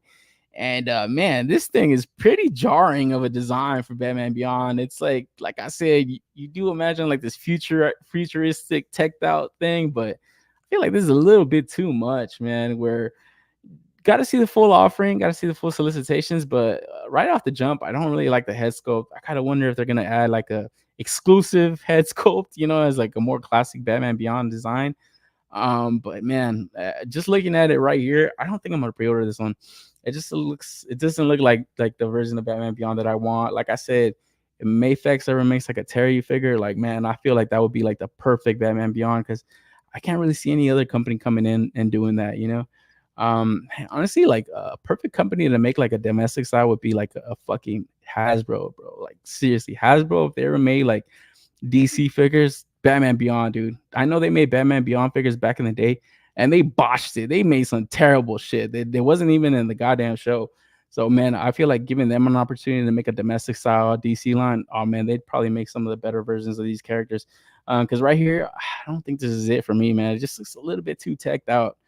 A little bit way too teched out, man. So, be on the lookout for this if you're interested. Pre-order bonus is going to be the classic head sculptor unmasked Terry. Yeah, I think so, man. I saw my man Liquid comment that. I think that's going to be it. And I had a feeling, too. I definitely have a feeling, too. So, I don't know. Omar, you should do a live stream of unboxing and chopping it up with the chat even more. Yeah, I think I am, Darth. I think that'll be a cool little stream. Gotta have like a little unboxing cam set up. Like a little space right here next to my desk. I'm kind of moving shit around in my fucking office, trying to get like a proper like fucking style set up, man. I don't like the way shit's got like limited space sometimes. The Revoltech Batman Beyond looks like Kamen Rider, no? It kind of looks like that, kind of. It's weird as fuck.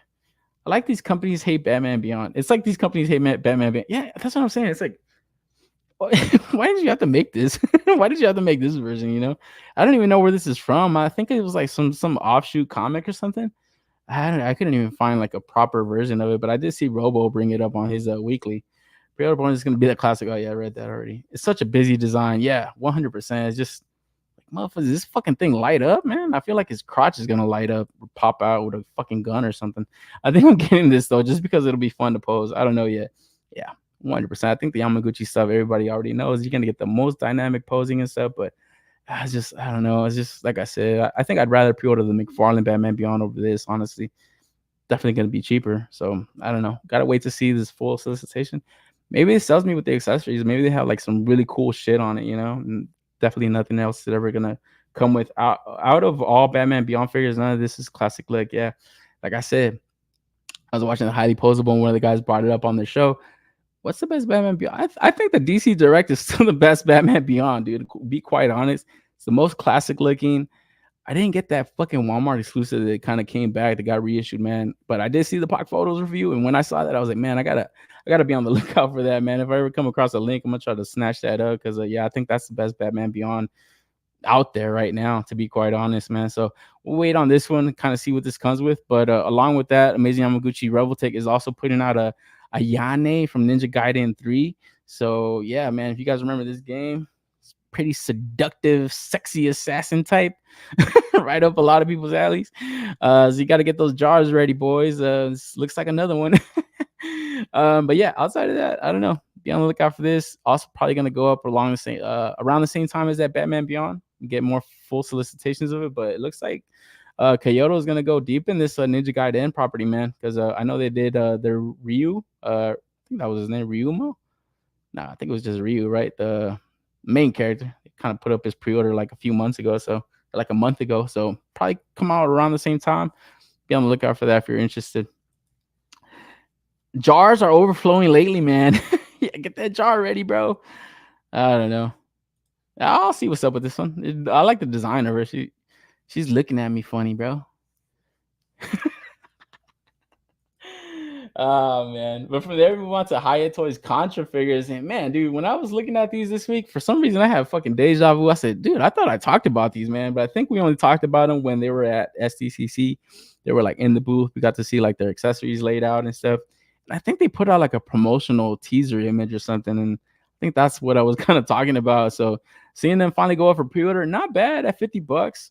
Something about the head sculpts on the highest stuff are kind of throwing me off, man. It's like with these, not so much, because it's like, man, these were little fucking 8-bit characters. So, you know, you get them in action figure form. It's like, all right, yeah, it translates good enough, you know.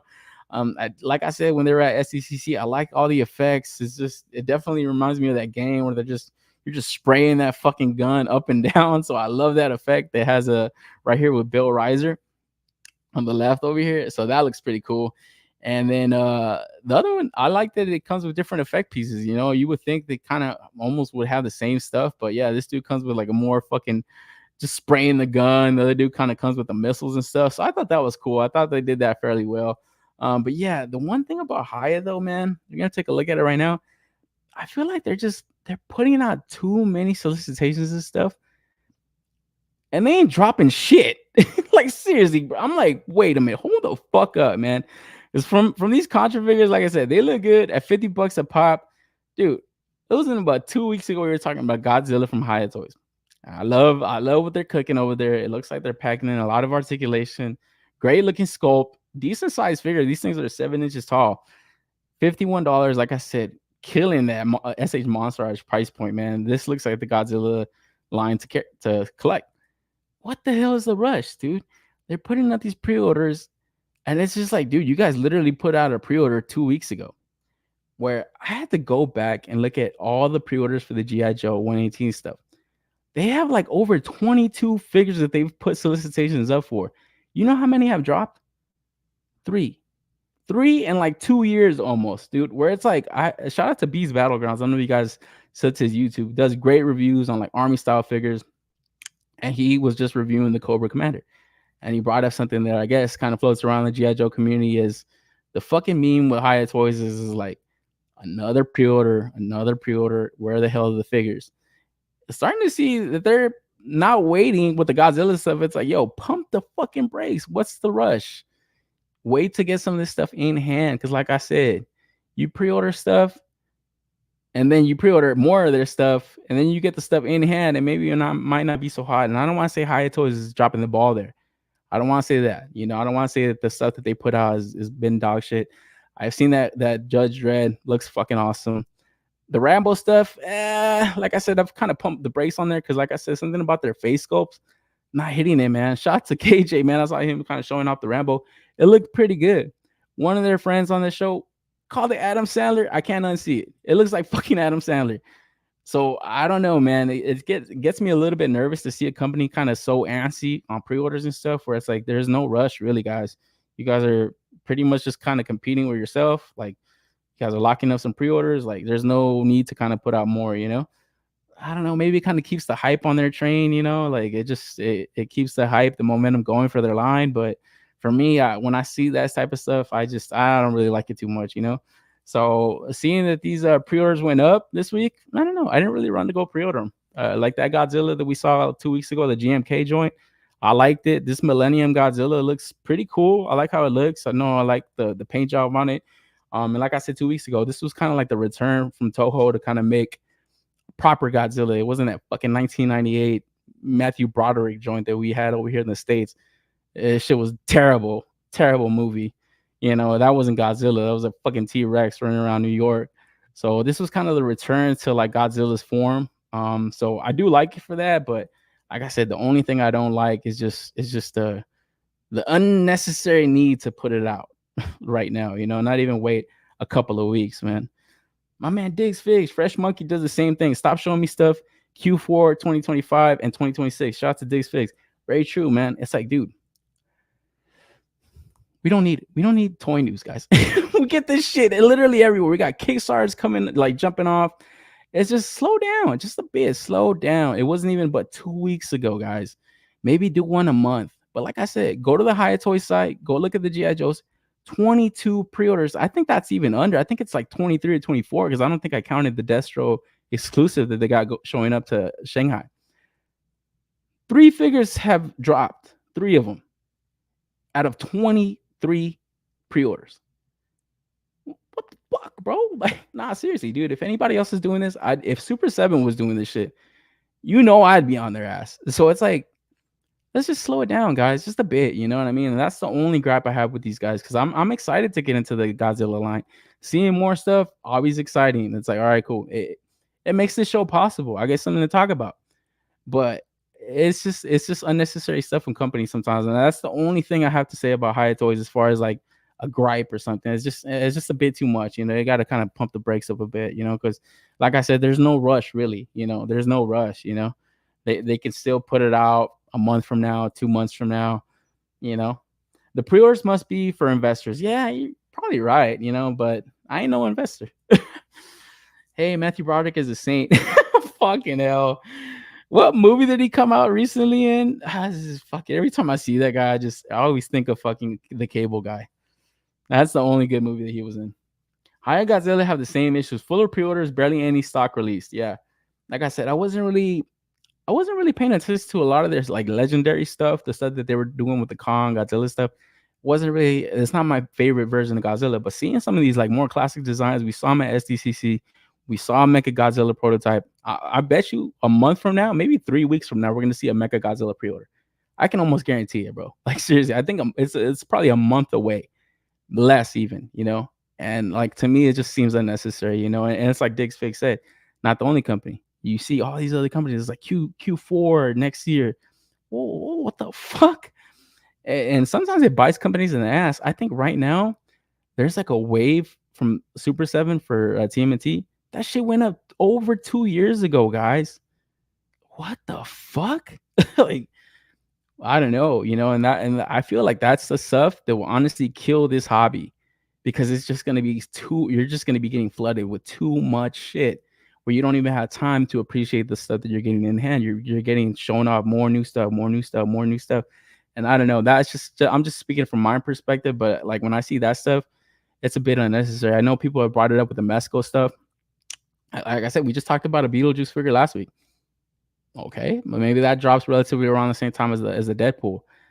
Man, if they show something up next week or the week after, fuck, bro, those pre-orders start to rack up, So this is right here. It gets me a little bit nervous seeing this from Hiya Toys, but outside of that, I think the figures look great from what I can see here. But I'd like to get something in hand before I pre-order more stuff, So I would hope that they kind of put the GMK in people's hands a few months ahead, even though this pre-order is going up 2 weeks later, it's just my hope, but I don't know.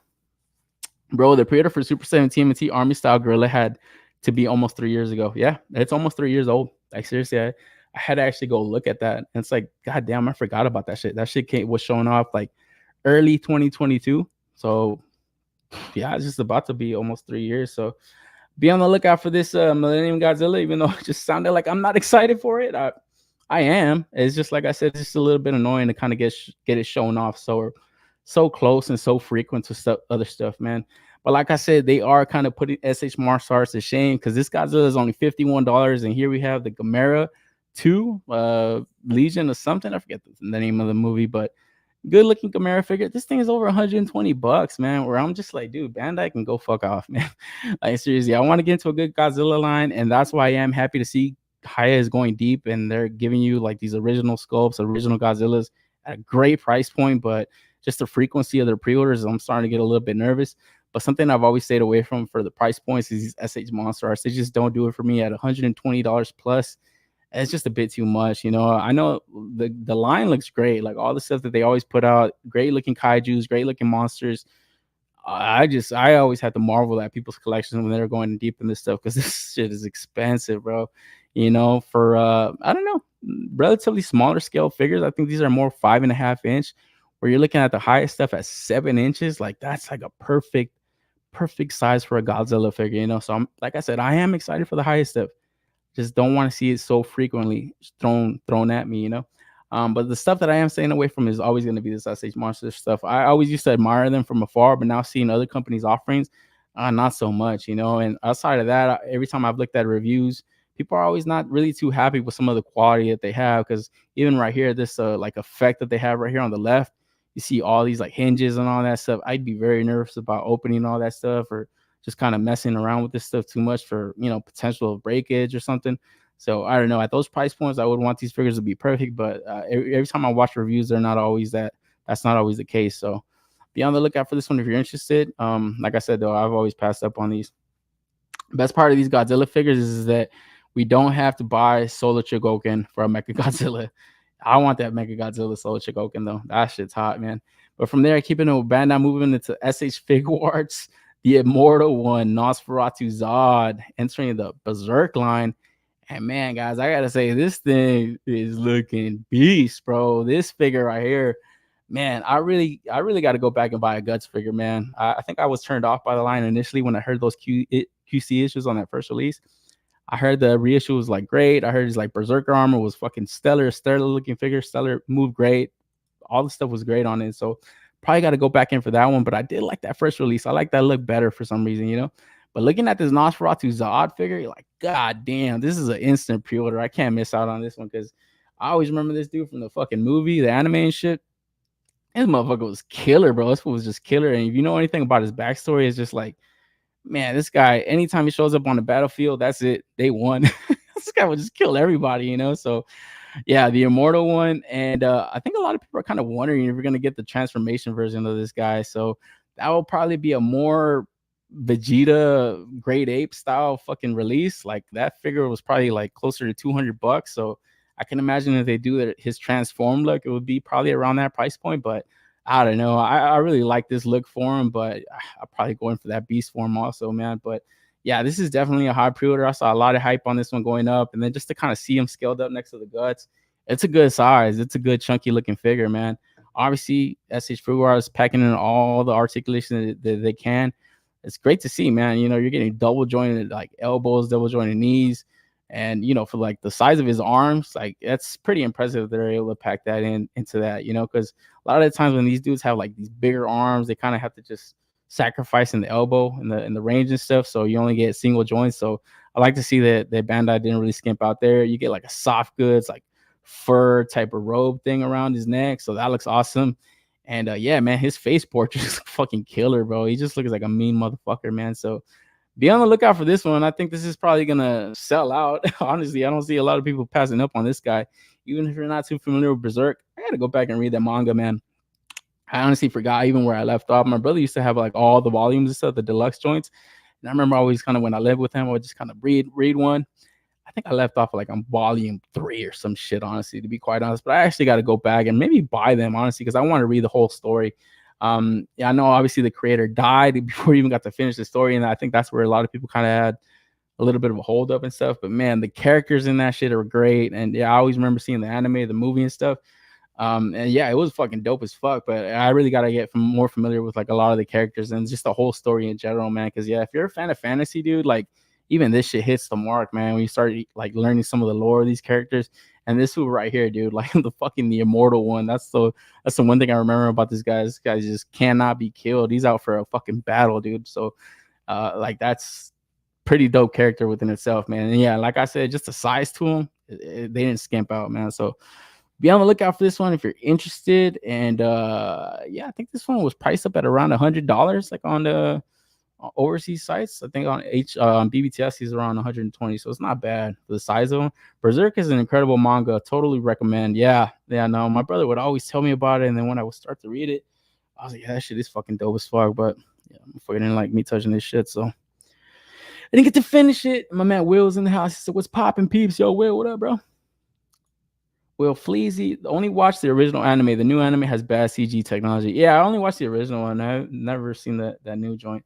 Zod in his demon form is way cooler. Yeah, his fucking transform. He's like this beast with like these fucking horns. He just looks so fucking great. So like I do have to wonder, are they gonna make that figure? Because I have seen like the statues and stuff.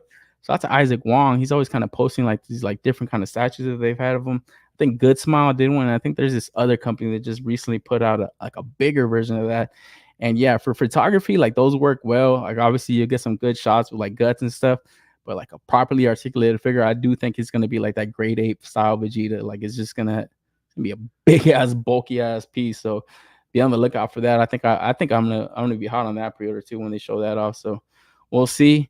And then from there, some leaks going around for Bandai. So we got like a little image from a magazine cutout. We got SH Figuarts, Dragon Ball, classic Toriyama artwork on that manga, that volume 1. So this looks fucking awesome. It only has like a prototype image right now, so it's in that grayscale. But yeah, looking at the translation from the artwork to figure form, it looks fucking great. It's got like Kid Goku on Shenron. Like this is fucking Dragon Ball, man. So I don't know when this is gonna go up or where. I hope it's not like a exclusive somewhere that's gonna be hard to acquire, because I definitely want to cop this when it goes up. So it's like a 40-year anniversary type of thing. So maybe it might be an exclusive. I hope not. I hope it's not like an SDCC thing or something. So be on the lookout for this early look at it, man. So it's kind of cool that it is coming down the line, man. And RIP to Mr. Akira Toriyama, man. What a legend, bro.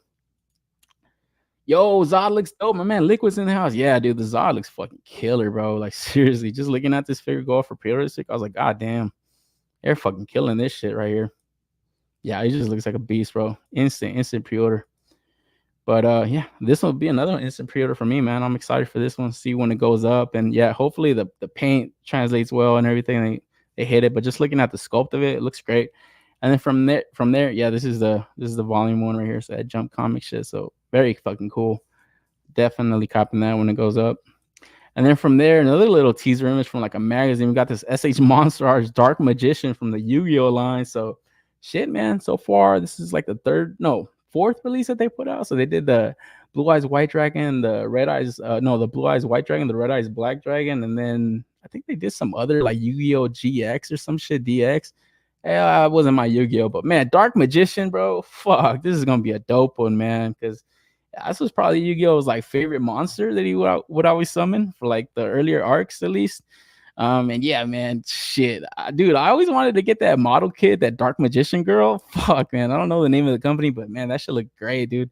I hope SH Figuarts makes that. I hope it's not a MonsterArts where she's like super tall or something, but I think this one's gonna be a little bit bigger than because it's SH MonsterArts, so it's got to be bigger, you know. And I mean, it makes sense because when they would summon these monsters, it wasn't like they were like human size, you know. So I don't know. I want to see them do like a summoned skull. I feel like that one's gonna be really fucking killer. And then like obviously an Exodia, man. There was like an Exodia figure kind of floating around. I don't know if it was AI, so I haven't brought it up. But man, seeing the SH MonsterArts is gonna do more of these Yu-Gi-Oh characters, it looks pretty fucking cool, man. Like this looks dope. Hey yo, Dark Magician, I fucks with it. Yeah, man. Gotta believe in the heart of the cards, baby. So be on the lookout for this one, man. Love Yu-Gi-Oh growing up. It was fucking. This is like the latter part of my childhood that I remember Yu-Gi-Oh. Seriously, I think that was like one of the last few things that I remember watching, like Saturday morning cartoons and stuff, man, was fucking good. So to see that they're gonna go down the line and give you more of these monsters is great, especially some of these classic ones. Because like I said, that Yu-Gi-Oh GX release that they put out, I can't even remember the name of the fucking monster. It was just terrible looking. But hopefully they do a Summon Skull next, because even like if you're not familiar with like Yu-Gi-Oh, the Summon Skull just has like such a cool design. Like the aesthetic kind of fits like that fantasy type, just demonic looking monster. Hopefully we see that. I haven't bought the Blue Eyes White Dragon though. I gotta go back and buy that shit, and the Red Eyes Black Dragon. Like those are looking cool. They're a little bit smaller than what I would have thought, you know. So I don't know. And they're pricey. Like I said, the SC Monster Art stuff is pricey as fuck, man. So that's kind of what always kind of kept me away from like the Godzilla stuff. And like even this Yuko stuff, man, it's just like, goddamn, I ain't got money like that, bro. So been holding up, man. But from there, move on to Damn Toys Cold Dog release. We get this new release from these guys over here in I think they're based out in China or Hong Kong. Looks like they're gonna have a release going up at Shanghai. So we got this Misfortune Crusher Meow.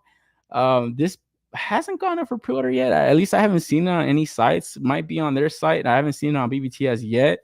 But if you guys are familiar with these guys, these releases, they do sell out pretty fast a lot of the times.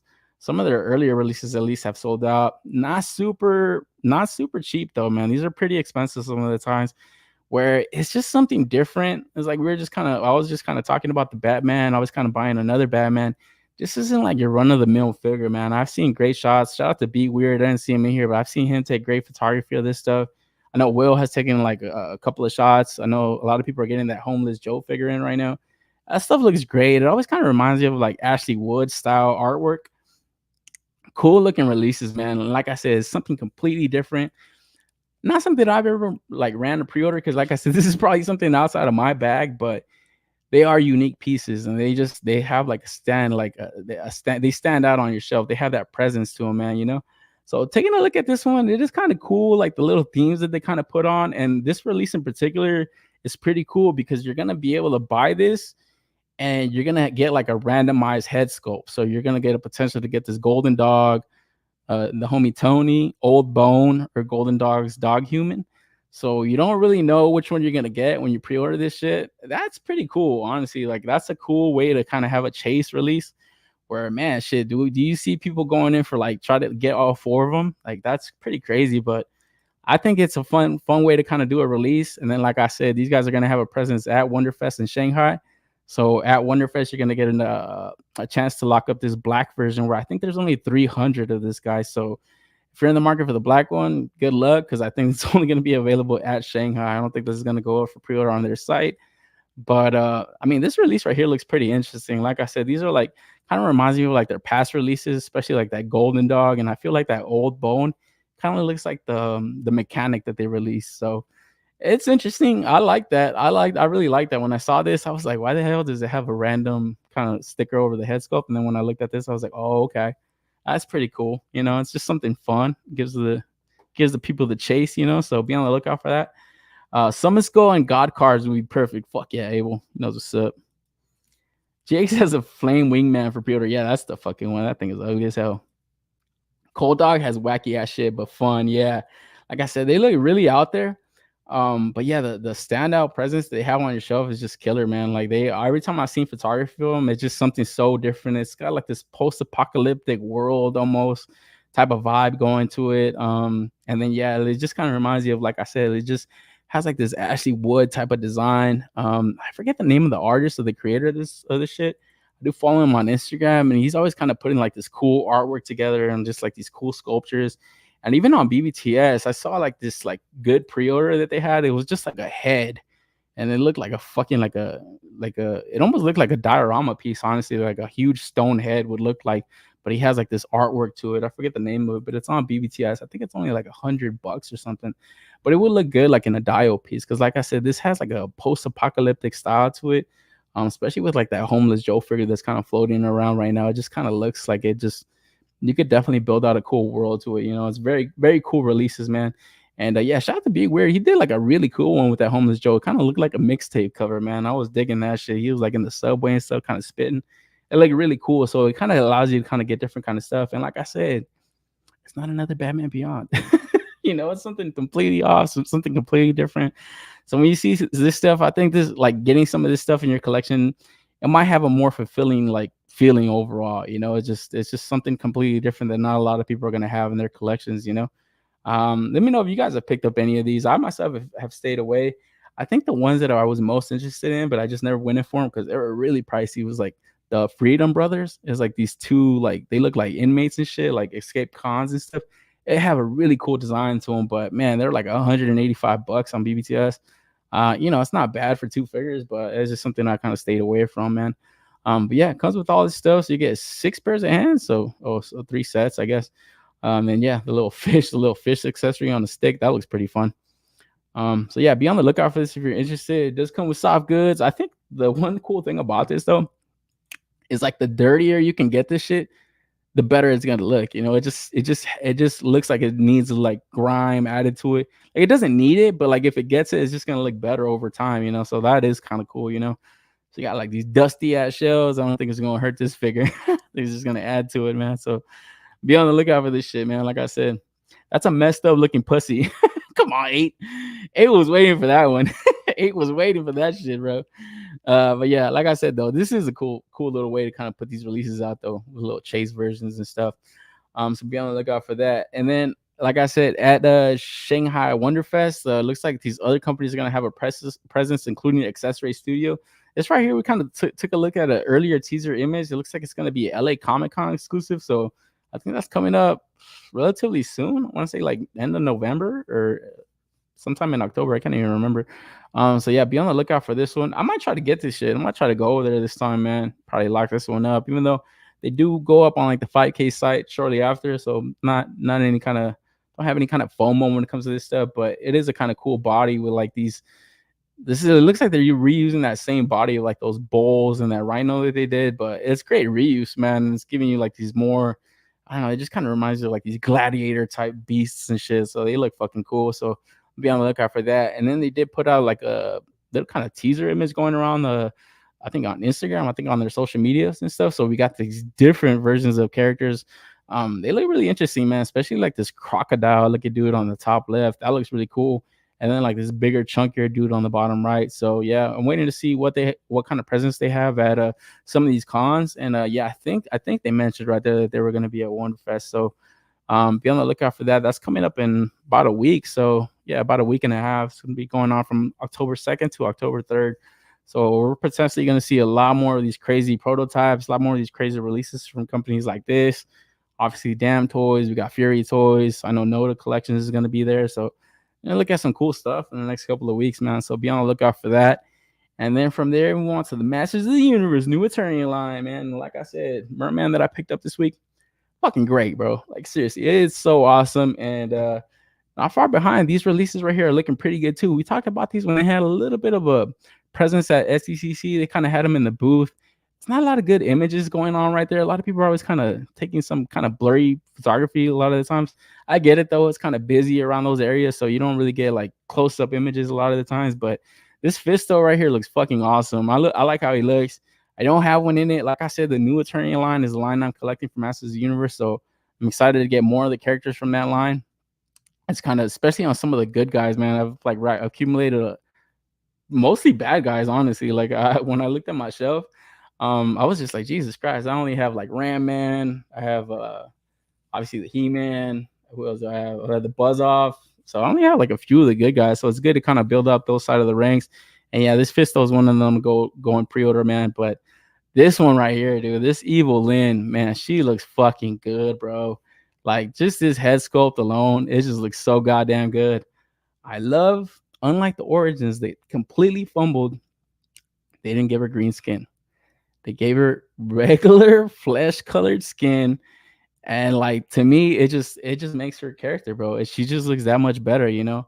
Obviously, the Origins, the cartoon line, they fumbled it. They tried to go the toy route where it wasn't the toy route. You guys were trying to replicate the look in the cartoon, and the look in the cartoon, she has like flesh colored, light skin. You know, it's not green, it's not yellow.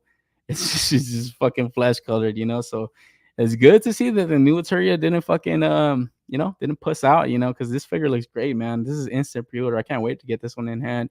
Because yeah, I was looking at my shelf, like I said, and Evil Lynn is definitely a popular character that needs to be in the line.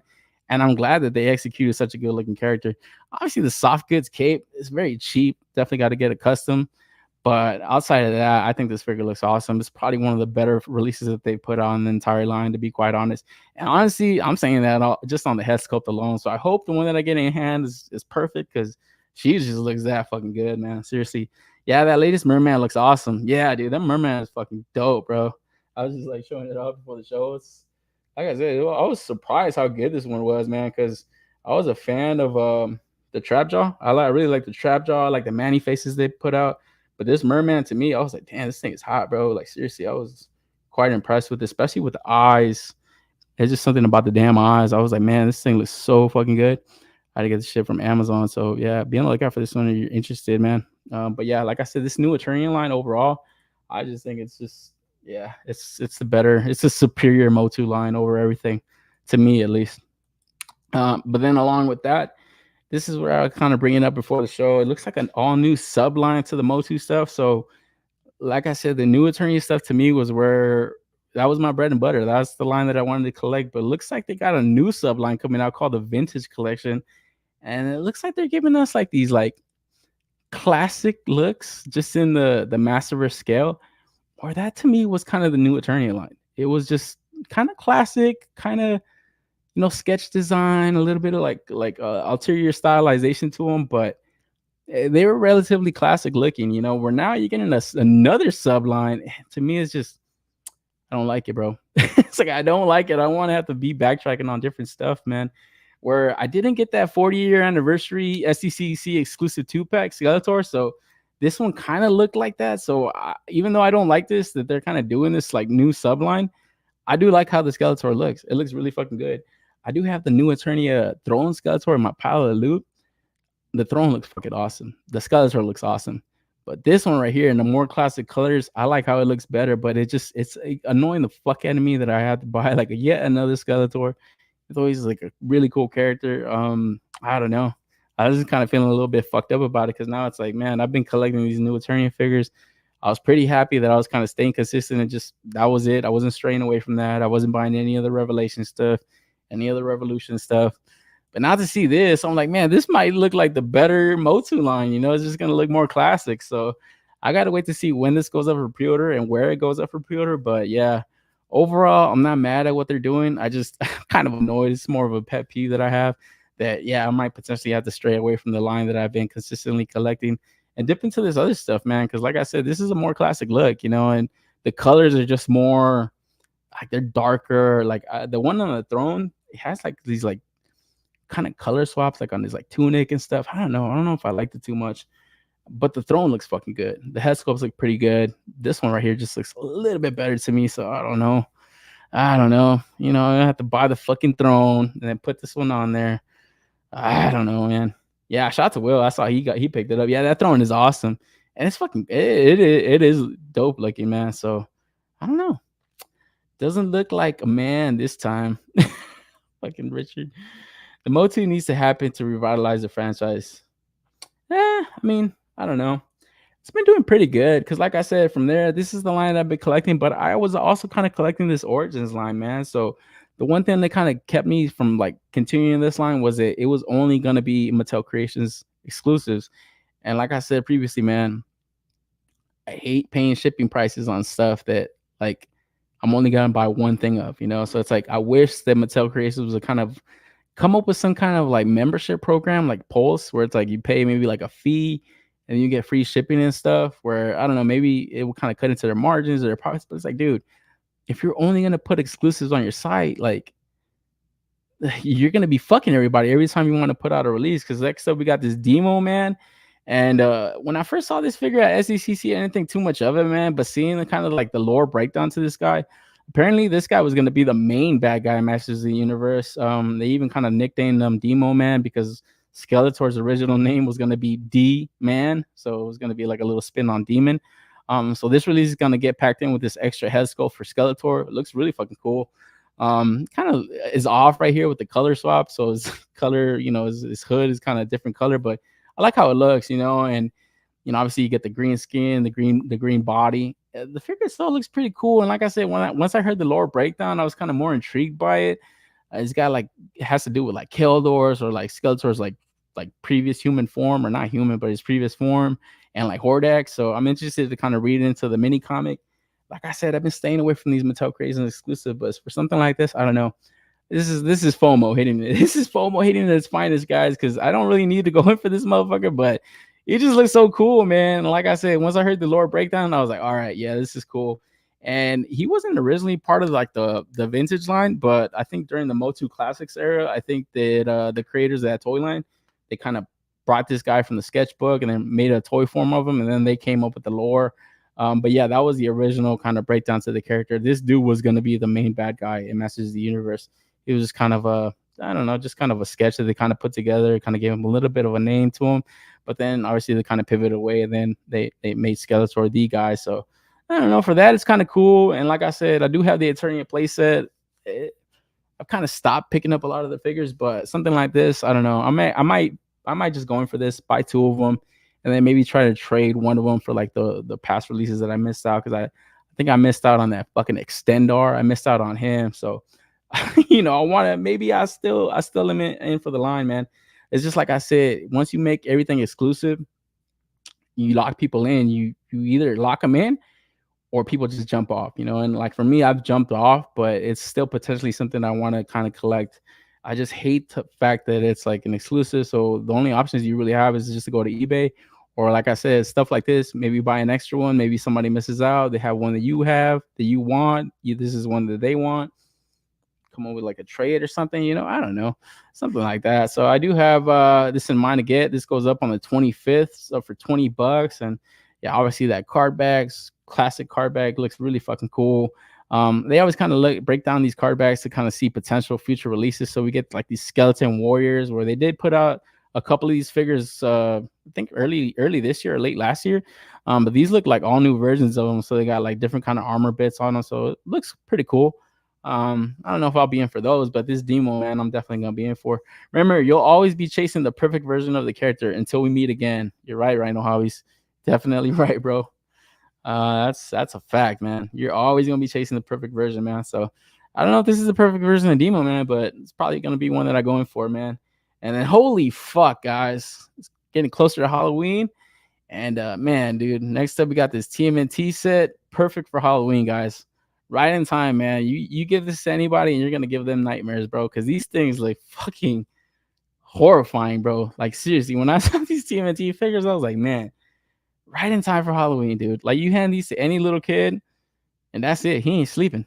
He's not going to sleep, man. These things look fucking scary as fuck, dude. Because here we have this X-Men Christmas Dimension fucking TMNT Walmart exclusives. And man, I gotta say, guys, you're not a real TMNT fan if you don't buy these. Like seriously, if you miss out on these, you're not a turtle, bro. You can just not call yourself a fan anymore. Because man, you gotta go in for these, man. Oh, dude, like seriously, killing the joke off. These things just look horrifying. Don't buy these, man, because I think they're just a solid repaint of like those band or like that concert turtles and stuff. Because they got like the leg warmers. It's so ugly, man. But more so than leg warmers, it's just those goddamn head sculpts, man. Like seriously, what the fuck, bro? They just look like nightmare fuel. Like I don't know. I heard that the jaws are like hinged up, so you're able to kind of open and close the jaws. Where I'm like, fuck, that makes them look worse because all you could just see is the fucking ugly teeth and the eyes, man. The eyes just like horrifying, bro. Like seriously, when I saw these, I was like, fuck, man. We saw them at SDCC in the booth, and I thought they looked terrible there, but man, to see the proper solicitations go up, I was like, man, they look even worse. When you would think they would look better, but man, I don't know anybody that will go in and run the pre-order this outside of a real TMNT fan. If you're a real TMNT fan, you're going in for this shit, man. So yeah, like some of these Target exclusives are going up for pre-order. This looks like a Walmart exclusive. This is going to go for pre-order relatively soon.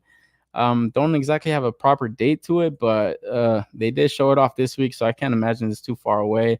Obviously, the closer it gets to Halloween and stuff, you want to get these pre-orders out there. And yeah, this would be perfect for Halloween, man. Just scare somebody. Bro, you got any orcs from Hero Memory Toys? Slink in the house? Oh no, man, I definitely got to get a couple of those. Shout out to my man Boncho and Fighting Codenames. They were actually bringing those up to me not too long ago. Those turtles look freaky. Yeah, they look fucking scary as hell, bro. I think the Universal Monsters line was less scary than this shit. Yeah, dude, these things look horrifying, bro. The turtles with dentures freak me out. Fuck, dude. I don't know what it is about them. I don't know if it's the eyes or the teeth, but it's something about them that I just don't fucking like. I don't know what it is. KJ got 2 of these. Yeah, these look fucking scary as fuck. I wouldn't be surprised if KJ picks them up, though. Those leg warmers. Yeah, I know. That just kills it right there, man. Where it's like, okay, yeah, this is obviously Christmas versions of stuff. You get more Christmas versions of like different kind of figures and stuff every year. this ain't it though, man. Like seriously, this is not it. Where the leg warmers, it's like, all right, that's smart reuse, but fuck, dude. I don't know, any grown man or grown turtle is gonna rock some leg warmers. So I don't know. Super 80s though, it just screams fucking 80s, even though shit was fucking 90s movie. But I don't know. This is just 5 of them. Fuck no, dude. Fuck no. Like seriously, if you're pre-ordering, this is action figure overdose too. This is just some shit we just did not need, man. But like I said, SDCC though, the one thing that they were kind of pointing out was like some of the accessories that it comes with, like this like little Christmas lights around Leo. The guy was kind of pointing out like the difficulty to kind of put like the color deco on these lights and stuff. So when you kind of look at it like that, it's like, yeah, that's kind of impressive, and obviously NECA always kind of packs out as many accessories as they can. So for a Christmas shot, you get all these little presents, you get the lights. That's not bad. Little Christmas hats on these turtles. I don't know. Maybe some people can have fun with it. I definitely think it's going to get pre-ordered. Like I said, jokes aside, I think this is going to get pre-ordered, and I think you're going to see some pretty creative shots with them. There's like definitely some like great photographers or like some of the biggest turtle fans, so like, yeah, I'm pretty sure they'll be able to get down with this. I just myself, I'll stay the fuck away from these things. Even if I was gifted them for Christmas, they could give me that receipt because I might have to return this shit. So be on the lookout for this when it goes up. And then staying on that whole TMNT train, we get this Kevin Eastman figure coming to a NECA convention exclusive. Probably going to be an NYCCC exclusive. So yeah, we get Kevin Eastman in his garbage man outfit. I like this though, that you see these, and then you see a garbage man right next to him. So it's perfect, man. Throw these things in the dumpster, bro. Because yeah, this Kevin Eastman, apparently he was like a cameo in that first movie. I don't even fucking remember him. I don't even remember people talking about that, to be honest. So I completely missed that. Where I got to go back and watch it to see if I can catch it. Where, but man, dude, as cool as this is, it's like, okay, it's a Kevin Eastman figure. When I see this shit, all I can think of is when your grandchildren are like escorting you out of your own house, and they're walking you out of your own toy room. You're gonna point at this figure and say, "That's the creator of TMNT, kids." They're gonna pat you on your head and they're gonna say, "Sure it is, Grandpa. Sure it is." Because this just looks like a random fucking dude, bro. Like seriously, like when I saw this, I was like, fucking hell, dude. If you just showed me this, I couldn't tell you this is Kevin Eastman. Like honestly, if you didn't tell me this is Kevin Eastman, I couldn't fucking tell you, bro. So to me, as cool as it is, it's just, I don't know, man. We've seen the Todd McFarlane release. That was pretty cool. I picked that one up. The meme factor through the roof. We saw, what was the other one released that NECA put out? The Jack Kirby. That was a cool one. Very comic book-esque, But this one right here, I said, fucking hell, bro. The coolest thing on this thing is this like little sketch that he's kind of sketching up the turtles. Like that looks cool. That looks like a very cool accessory, But this is definitely that figure where it's like, hey kids, that's the creator of Teenage Mutant Ninja Turtles. And they're kicking you out of your own house, and all they can do is just pat you on the back and pat you on the head. Sure it is, Grandpa. And they let you take this figure with you. As they put you into a fucking home. Because yeah, I don't know, man. Like you tell me, are you guys going in for this? Like as cool as it is, it's just super niche. Where I think honestly, like toy photographers will get more use out of this shit. Is like it just looks like a proper garbage man, But Kevin Eastman, fuck, dude, you got me, bro. A young Kevin Eastman with the Boncho mullet. Hey, yo, speaking of Boncho, no, just kidding, Boncho. I don't know, this for me is a pass. Like I said, it's been cool to kind of see some of these like comic book creators kind of get action figures and stuff. But it's just a bit too much, bro. Yo, what the fuck? Seriously. Yeah, that's all I think of. Sure it is, Grandpa. Dude, that's all I think of when I saw this shit. It's just like, man, we're buying a little bit too much if we're buying this, guys. I'm sorry, bro. I know Kevin Eastman is a fucking legend.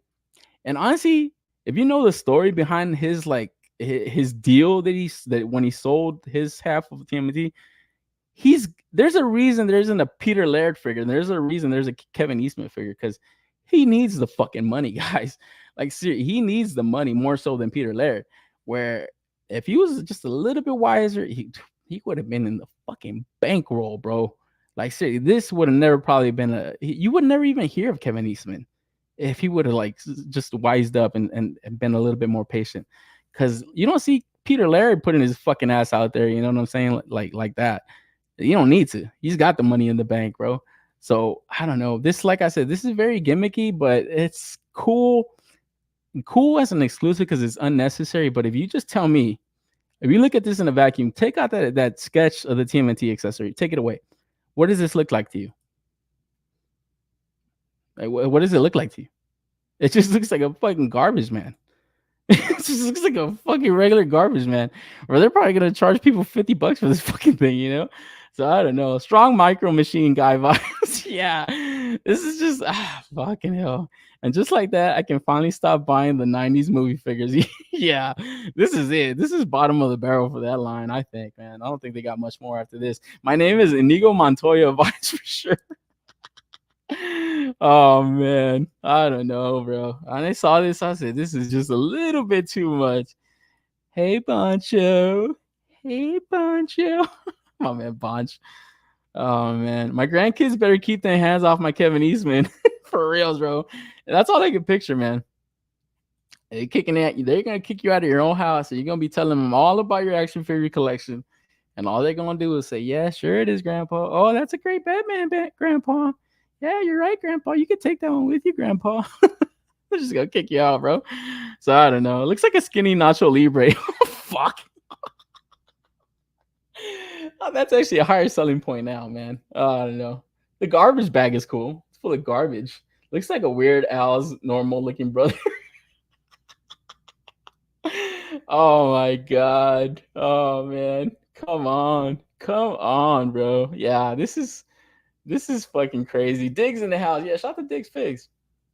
I saw him on the Highly Posable show, man. He was a guest on there a couple weeks ago. Shout out to him.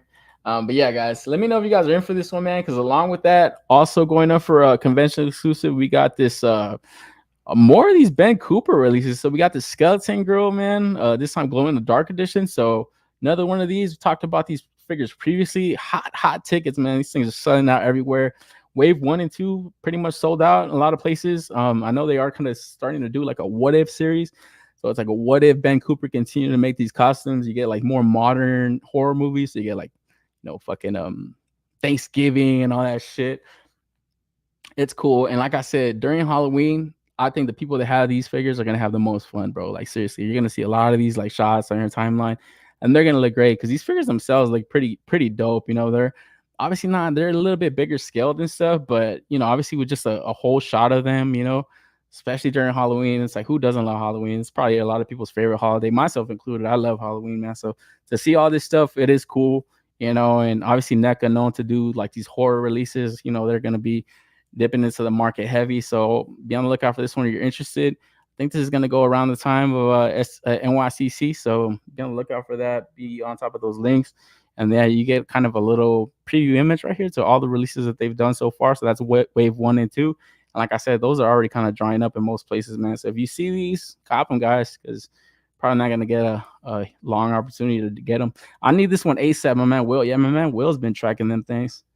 He's been hot on those. So yeah, I think the people especially grew up like a lot of these costumes, they're definitely getting that nostalgia bug for these. So they look cool. Like I said, I didn't grow up with these types of costumes. I do remember seeing some of this stuff like costume stores and all this stuff, but man, this just has like that vintage cool toyetic factor to it. It looks cool. I like how they look.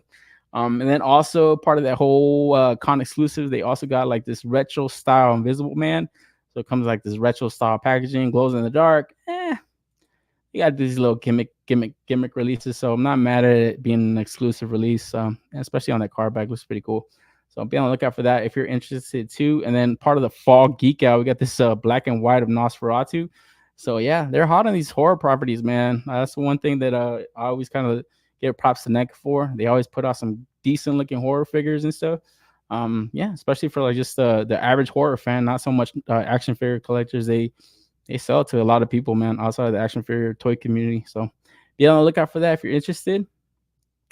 And then, oh my god, guys, next up we got the Figura Obscura. Oh shit, what happened to the slide, bro?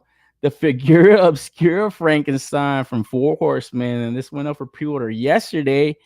And I don't know if it's still up for pre-order now. I think they opened up a second window. And man, I gotta say, guys, I've had my gripes with 4 Horsemen, their Mythic Legion stuff, But man, this figure, I gotta say, dude, this thing looked pretty fucking dope, man. Yesterday, when I fucking got home, I saw the pre-order go up. I wasn't home, I was at work, but kind of, yeah. No, what was I doing yesterday? That shit went up like at 6 in the morning over here. Oh yeah, I think I was waking up, but yeah, this thing was looking pretty freaking cool, man. I didn't get to pre-order it initially because I was just like, yeah, you know what? Kind of was just late on it. I just kind of forgot about the window opening up. But man, looking through it, this is probably their best Figura Obscura figure to date, honestly. I have the Headless Horseman. I think that figure's awesome. But this one right here, looking at this, it just looks so fucking cool. Where, man, when you think of Frankenstein, you don't really think of something like this, you know, at least myself. But after seeing it, it's just like, I don't think I ever want to see another Frankenstein ever again. This thing just looks that much cooler, bro. It just looks so awesome. Obviously, Trevor 1/6 shooter kills it in the photography, especially this shot right here, man, where you kind of see this fucking monster, like almost like thinking and pondering, like what's out there, like what am I? You know, and that's the one thing you think about when you think about Frankenstein. Is just like, what is he always thinking, bro? He's got to be wondering, like, what the fuck am I? You know. And this shot right here was just like the high selling point for me, man, more so than the other ones, because even this one right here is so good. But great photography, obviously, high selling point for these figures. And the offering that this thing was packing out was pretty fucking dope, man. Like, it had a lot of stuff on it. But let's take a look at the video real quick.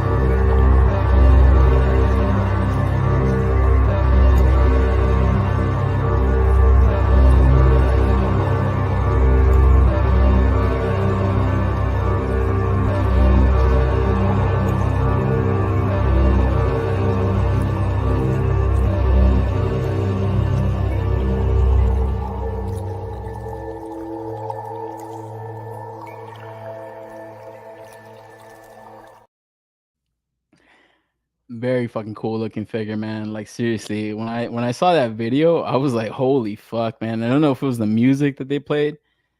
It just looks so cool. And like I said, when I think of Frankenstein, I think of something completely different, where this even has like a almost like a zombie type of vibe to it. It just, it works, man. You know, it's obviously a fucking it's just something fucking is not human, you know. So it just has this crazy look. I think the one thing that I could probably point out that maybe could have been a little bit cooler on this would have probably been like a soft goods, like fucking like a duster and shit. Obviously, we know Four Horsemen, they have CJ Ezra working with them. They kind of probably could have pulled it off, but outside of that, I think it still kind of pulled it off excellent. You know, that's probably the only thing that I kind of saw on it. The accessories that it kind of comes with are really fucking cool.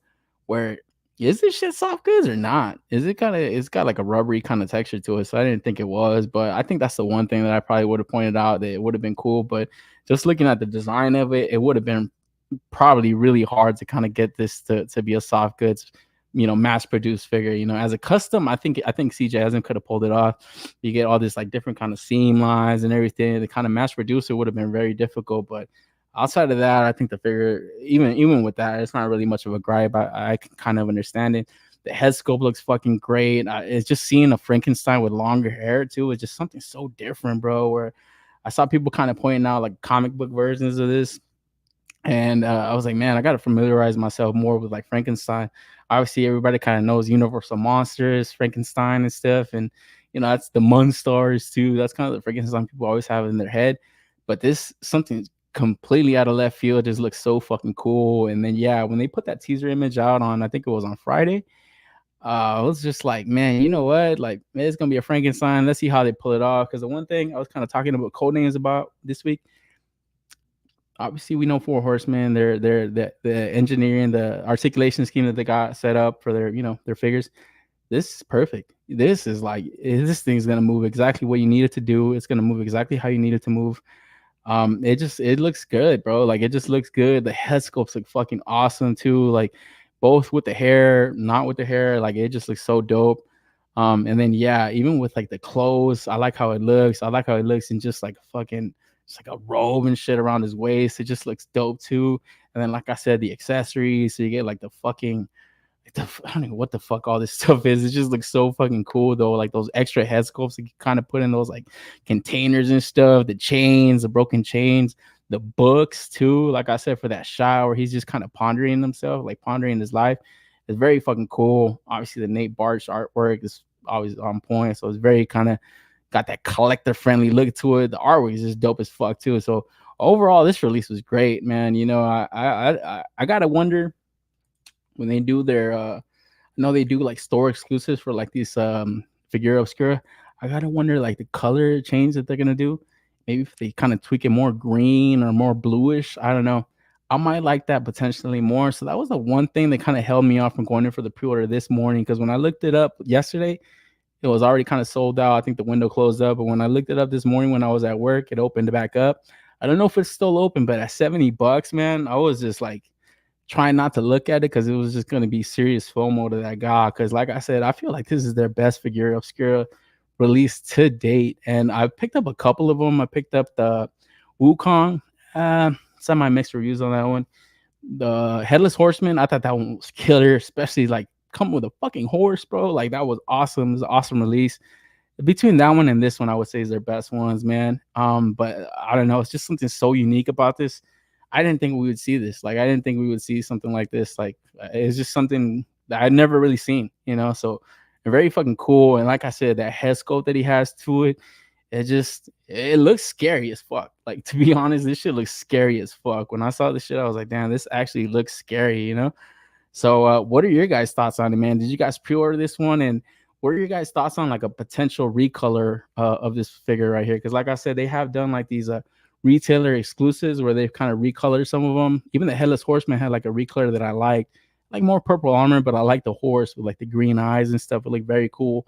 I didn't go in for it. The Wukong had like a more gold thing. I like the original release. And then they've done the Santa Claus. They did like a green kind of costume to him. It looked interesting, but I think the classic one looked a little bit better. What are your guys' thoughts on this? Are they gonna do like a recolor, or are you guys completely happy with this one right here? Let's kind of read out some of the comments. Shit, where am I at? Where I leave off? My man KJ, he says, man, come live in Salem in October. Yo, hey Halloween. Fuck that. You're right about that, dude. You're fucking so right about that. Just the name Salem sounds scary. I might cop this, my man Wavy.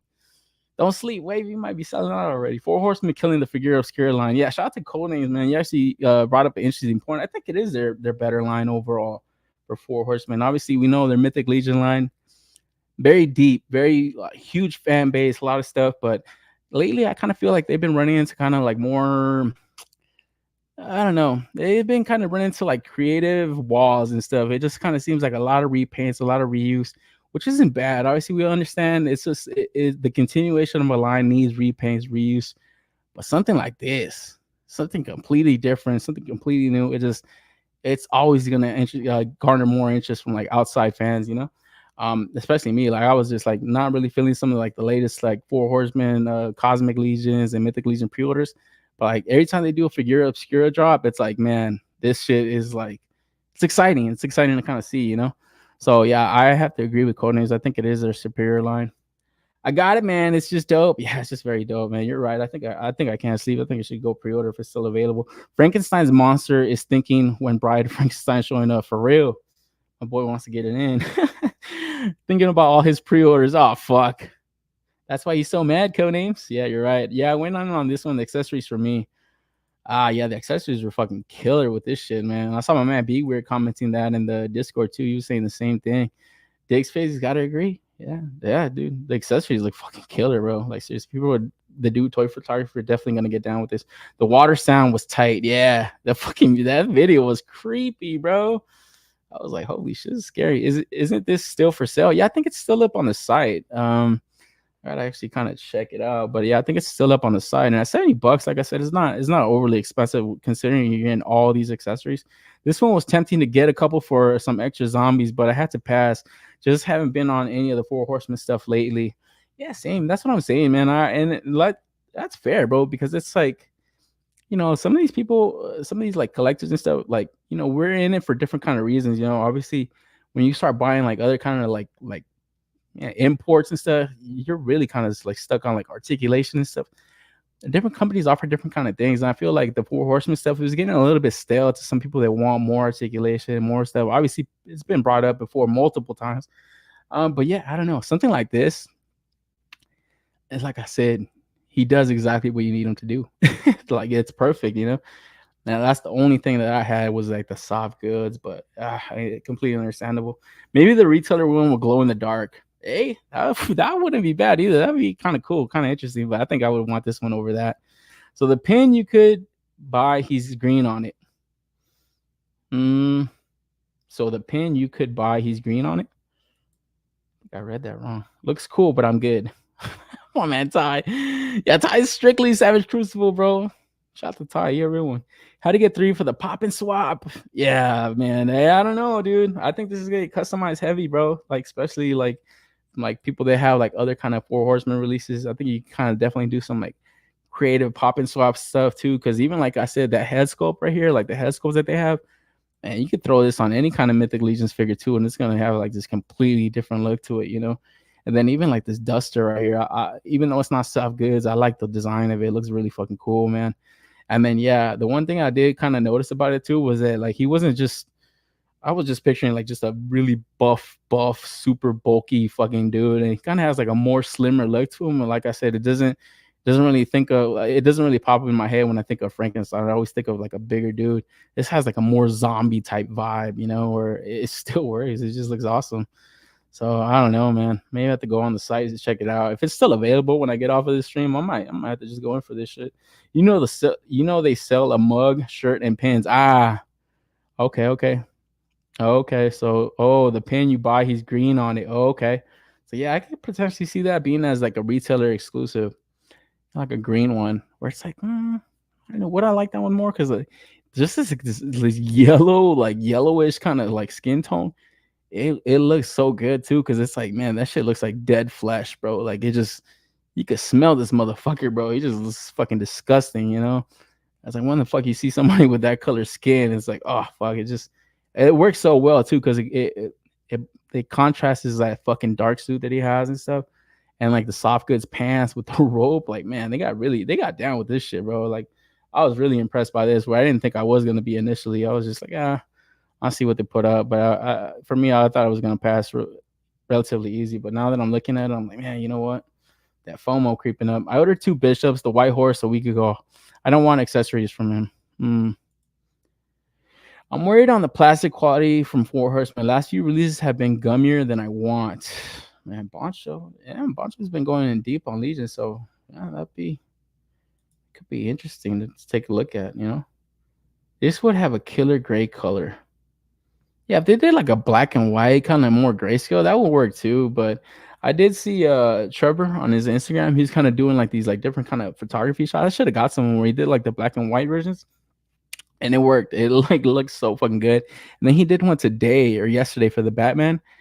That was a fucking killer. So I was like, holy fuck, this fool killing that shit, bro. Where he's just like creeping up behind that fucking what's that? Gotham by Gaslight Batman. I was like, yeah, that's a fucking awesome shot right there, man. So yeah, you're able to kind of get different uses out of this release right here. So it's not just some fucking horror shit, you know, but it's just something so original that, man, yeah, I gotta stop talking myself into this shit, because I thought I was gonna save money on this one, but man, the more I look at it, the more I want it. This figure in green and gray would kill it. Yeah, exactly. Ghost F. I think so. So yeah, gotta probably check it out on the site right now and see if it's still available. And if it is, I might just go in for it, because I think I just talked myself into this shit. Because yeah, even like a different kind of retailer exclusive, like this isn't a bad color. You know, it's just like I said, sometimes I just think like, man, would I like the other one better? A lot of times I don't. Now that I'm kind of thinking of all the retailer exclusive colorways, I'm like, you know what? The original ones are usually the better ones, to be quite honest. Like even the Headless Horseman, I like the horse better in the other release, but the first one wasn't bad either. And then the Wukong was better. Then they did the Red Death. I think the first one was better too. So maybe I shouldn't wait. Maybe I should just going for this motherfucker. My man Ghost Tab is still for pre-order. Fuck. God damn it. That's not what I wanted to hear. No number limit. Oh yeah. See, that's what I'm saying. They're opening it up for now. So for now, all right on. Yeah, I'm probably going for this motherfucker because yeah, this will be pretty cool to get in there right before Halloween. I always like that they do that. You know, they do like these I figure obscuras right before the holidays, and like these dudes are really good to like ship that shit out in time for like that stuff. Because I remember getting that Headless Horseman like 2 years ago, right before Halloween. It was perfect. It was like, oh shit, this shit was tight. I had that shit like in my fucking like downstairs. I had like in my coffee table for like the longest time. It was just like my little Halloween decoration. It was fucking cool, you know. So to get something like this, yeah, I think I'm in for this shit, man. It was very fucking cool. And then from there, move on to real monsters. So for the 90s kids out there, man, if you grew up with Nickelodeon back in the 90s, this was like one of the first cartoons that I can remember, at least. It wasn't like one of the first ones. It was like the second run of cartoons, man. But like I said at the beginning of the show, I don't know who the fuck this is for, man. Because like, dude, I kind of grew up with this. I didn't really have cable growing up, so like a lot of these cartoons from like Nickelodeon, I just kind of caught the reruns of. I kind of got in a little bit later with like Hey Arnold, even like SpongeBob. I got into it with that stuff. But like the earlier 90s ones, I saw Doug. Obviously, saw Doug. You got Rocco. What else was there? There was Cat Dog. I remember getting in with Cat Dog, Rocket Power. These earlier mid 90s ones, dude. I don't know, the people that grew up with this have the money for this type of stuff, bro. Like seriously, we're spread very thin. It looks like the people that kind of grew up in this are more 6-inch collectors. Where this isn't even like 1/6. This is like some kind of weird kind of scale where it kind of reminds you of like these like art toys, like PVC statues, where you do get like these like little, I guess like little accessories that kind of give you these different kind of looks. So you're able to kind of pop and swap limbs and kind of get like different kind of movement on them, but they're not action figures. And like something like this, I feel like they need to be hitting the fucking the right market, like the right way. And I don't think this is it. I think if a company made like little 112 versions of these characters, like little, even if they were statues, I think they would sell, you know, like the old school toys and stuff. But something in this scale, it just seems a little bit like, I honestly don't know who it's for, you know, like this is a 6-inch, this is tall as fuck, you know. This dude's 6, this dude's 9. So like, yeah, they're very tall for what they are. And like I said, they don't really have much articulation, but I don't understand who this is for. When I saw this go for pre-order, I was like, man, this is like kind of cool, but like, I don't know. Why am I not excited for this shit? Because I was just looking at it like, yeah. And I was kind of thinking, maybe it's not something that I really kind of grew up with. Like, I remember watching reruns of this shit when we finally got cable, but it wasn't something that, like, I would think that, like, I didn't really see anybody say, oh, I'm going to go in for this. Just very random. You know, I was just kind of thinking, like, are they doing too much? Are they really trying to get, like, a lot of these 90s kids? Because, like I said, they're doing Spider-Man anime series, do Batman anime series. Just two 90s properties, but that also kind of brought in some older kids from, like, the 80s and stuff. This stuff right here, like I said, I think the people that really grew up with this, I don't think they're in the market for this stuff. You know, I think if it was, like I said, like little smaller like toys and stuff, like I said, I always buy like the Medicom little UDFs and stuff. Something like that is cool, you know, where it's like a smaller little scale, doesn't have any articulation. But something like this, like, I just don't know, man. What are your guys' thoughts on it? Because, like I said, I usually buy these like little Medicom things. I like how they scale. They're not like perfect scale, but they're like nice little. They're good painted figures, you know. I know Super 7 has done like a more articulated version, but I had this little. I always buy like the Snoopy stuff, little Charlie Brown in the bag and stuff. The Vikings fan like me. So yeah, I don't know, man. It's just like I said. I think if they did something like that and like a smaller scale, I think those would sell a lot better than this. Because right here, I was baffled by this. I was like, why the hell would they make this? You know, because these were at SDCC, so we did get to see these, but even there, I didn't really see a lot of people even talking about them. They were just kind of glossed over. I think a lot of people were kind of flocking to like obviously like the new 112 Ghostbuster stuff, and all that. But when I saw these, I didn't see anybody talking for them. So at $150, I mean, you tell me, guys, are you guys hot on these? Because my man Boncho, the main event. Yeah, like I said, there was people that grew up with it, but I don't think those people are in the market for this type of toy. You know, I remember All Real Monsters. It's whatever for me. Yeah, it was like I said, I remember it, but it wasn't my favorite cartoon. You know, it wasn't like my favorite cartoon, but it was part of like that era where it had like these like more, I guess, like gross and disgusting type of cartoons on Nickelodeon. Like obviously a lot of people remember Ren and Stimpy. I forget the name of that type of like cartoon, but it had like more grotesque stuff going on where I like it. That was cool for its time, but like I said, toys, this type of toy, I don't think so. I just don't think so, you know? So yeah, why Mondo? Why? Yeah, I don't know. This is like a money grab, but I just think they're gonna miss with this type of stuff, you know? So I don't know. And like I said, it was kind of cool to see it. Where it's like, oh yeah, I remember Real Monsters, but I was just kind of wondering who the fuck this shit's for. This is for the Scooby-Doo collectors. The only advantage is that there's no competition. I don't know if this is for the Scooby-Doo collectors. We saw that Jada Toys Scooby-Doo line at SDCC, and that looks like a hot line. See, that looks like something that's like, okay, they're attacking a certain crowd in the right way. These dudes are attacking a certain crowd, I think, in a completely wrong way. Like, I just don't think this is gonna hit, you know. So limited to 1,000 pieces. I think these things are gonna probably clearance out somewhere, you know. So yeah, codename Y.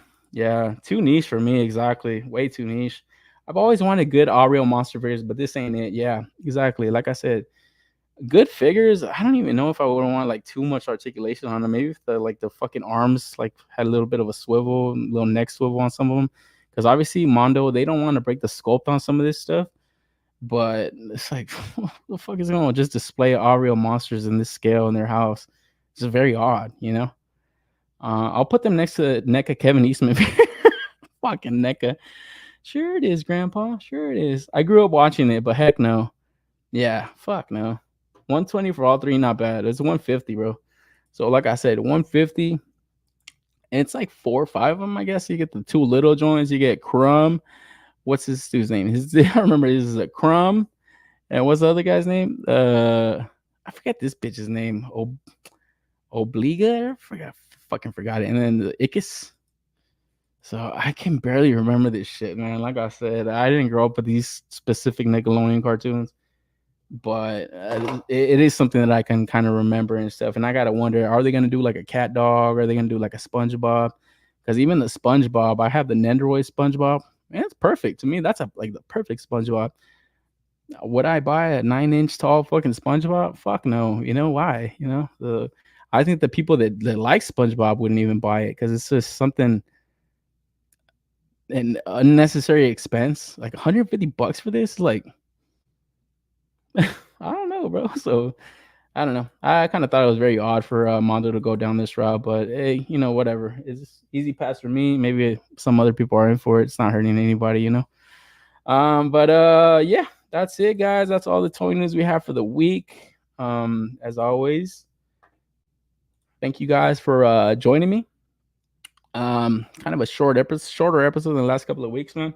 It's kind of dry on toy news. There's a lot of fucking Batman. It's like obviously there's a lot of Batman. I almost didn't want to do the show, but I was like, fuck it, let's just do this shit. Because honestly, that Figura Obscura just looks so goddamn good. I was like waiting to get to that. I really wanted to talk about that figure. It just looks so fucking good, and that was probably the best thing I saw this week. Outside of that, it's just been kind of a little bit dry. I think, like I said, the next couple of months we're gonna see some cool stuff coming out of Asia.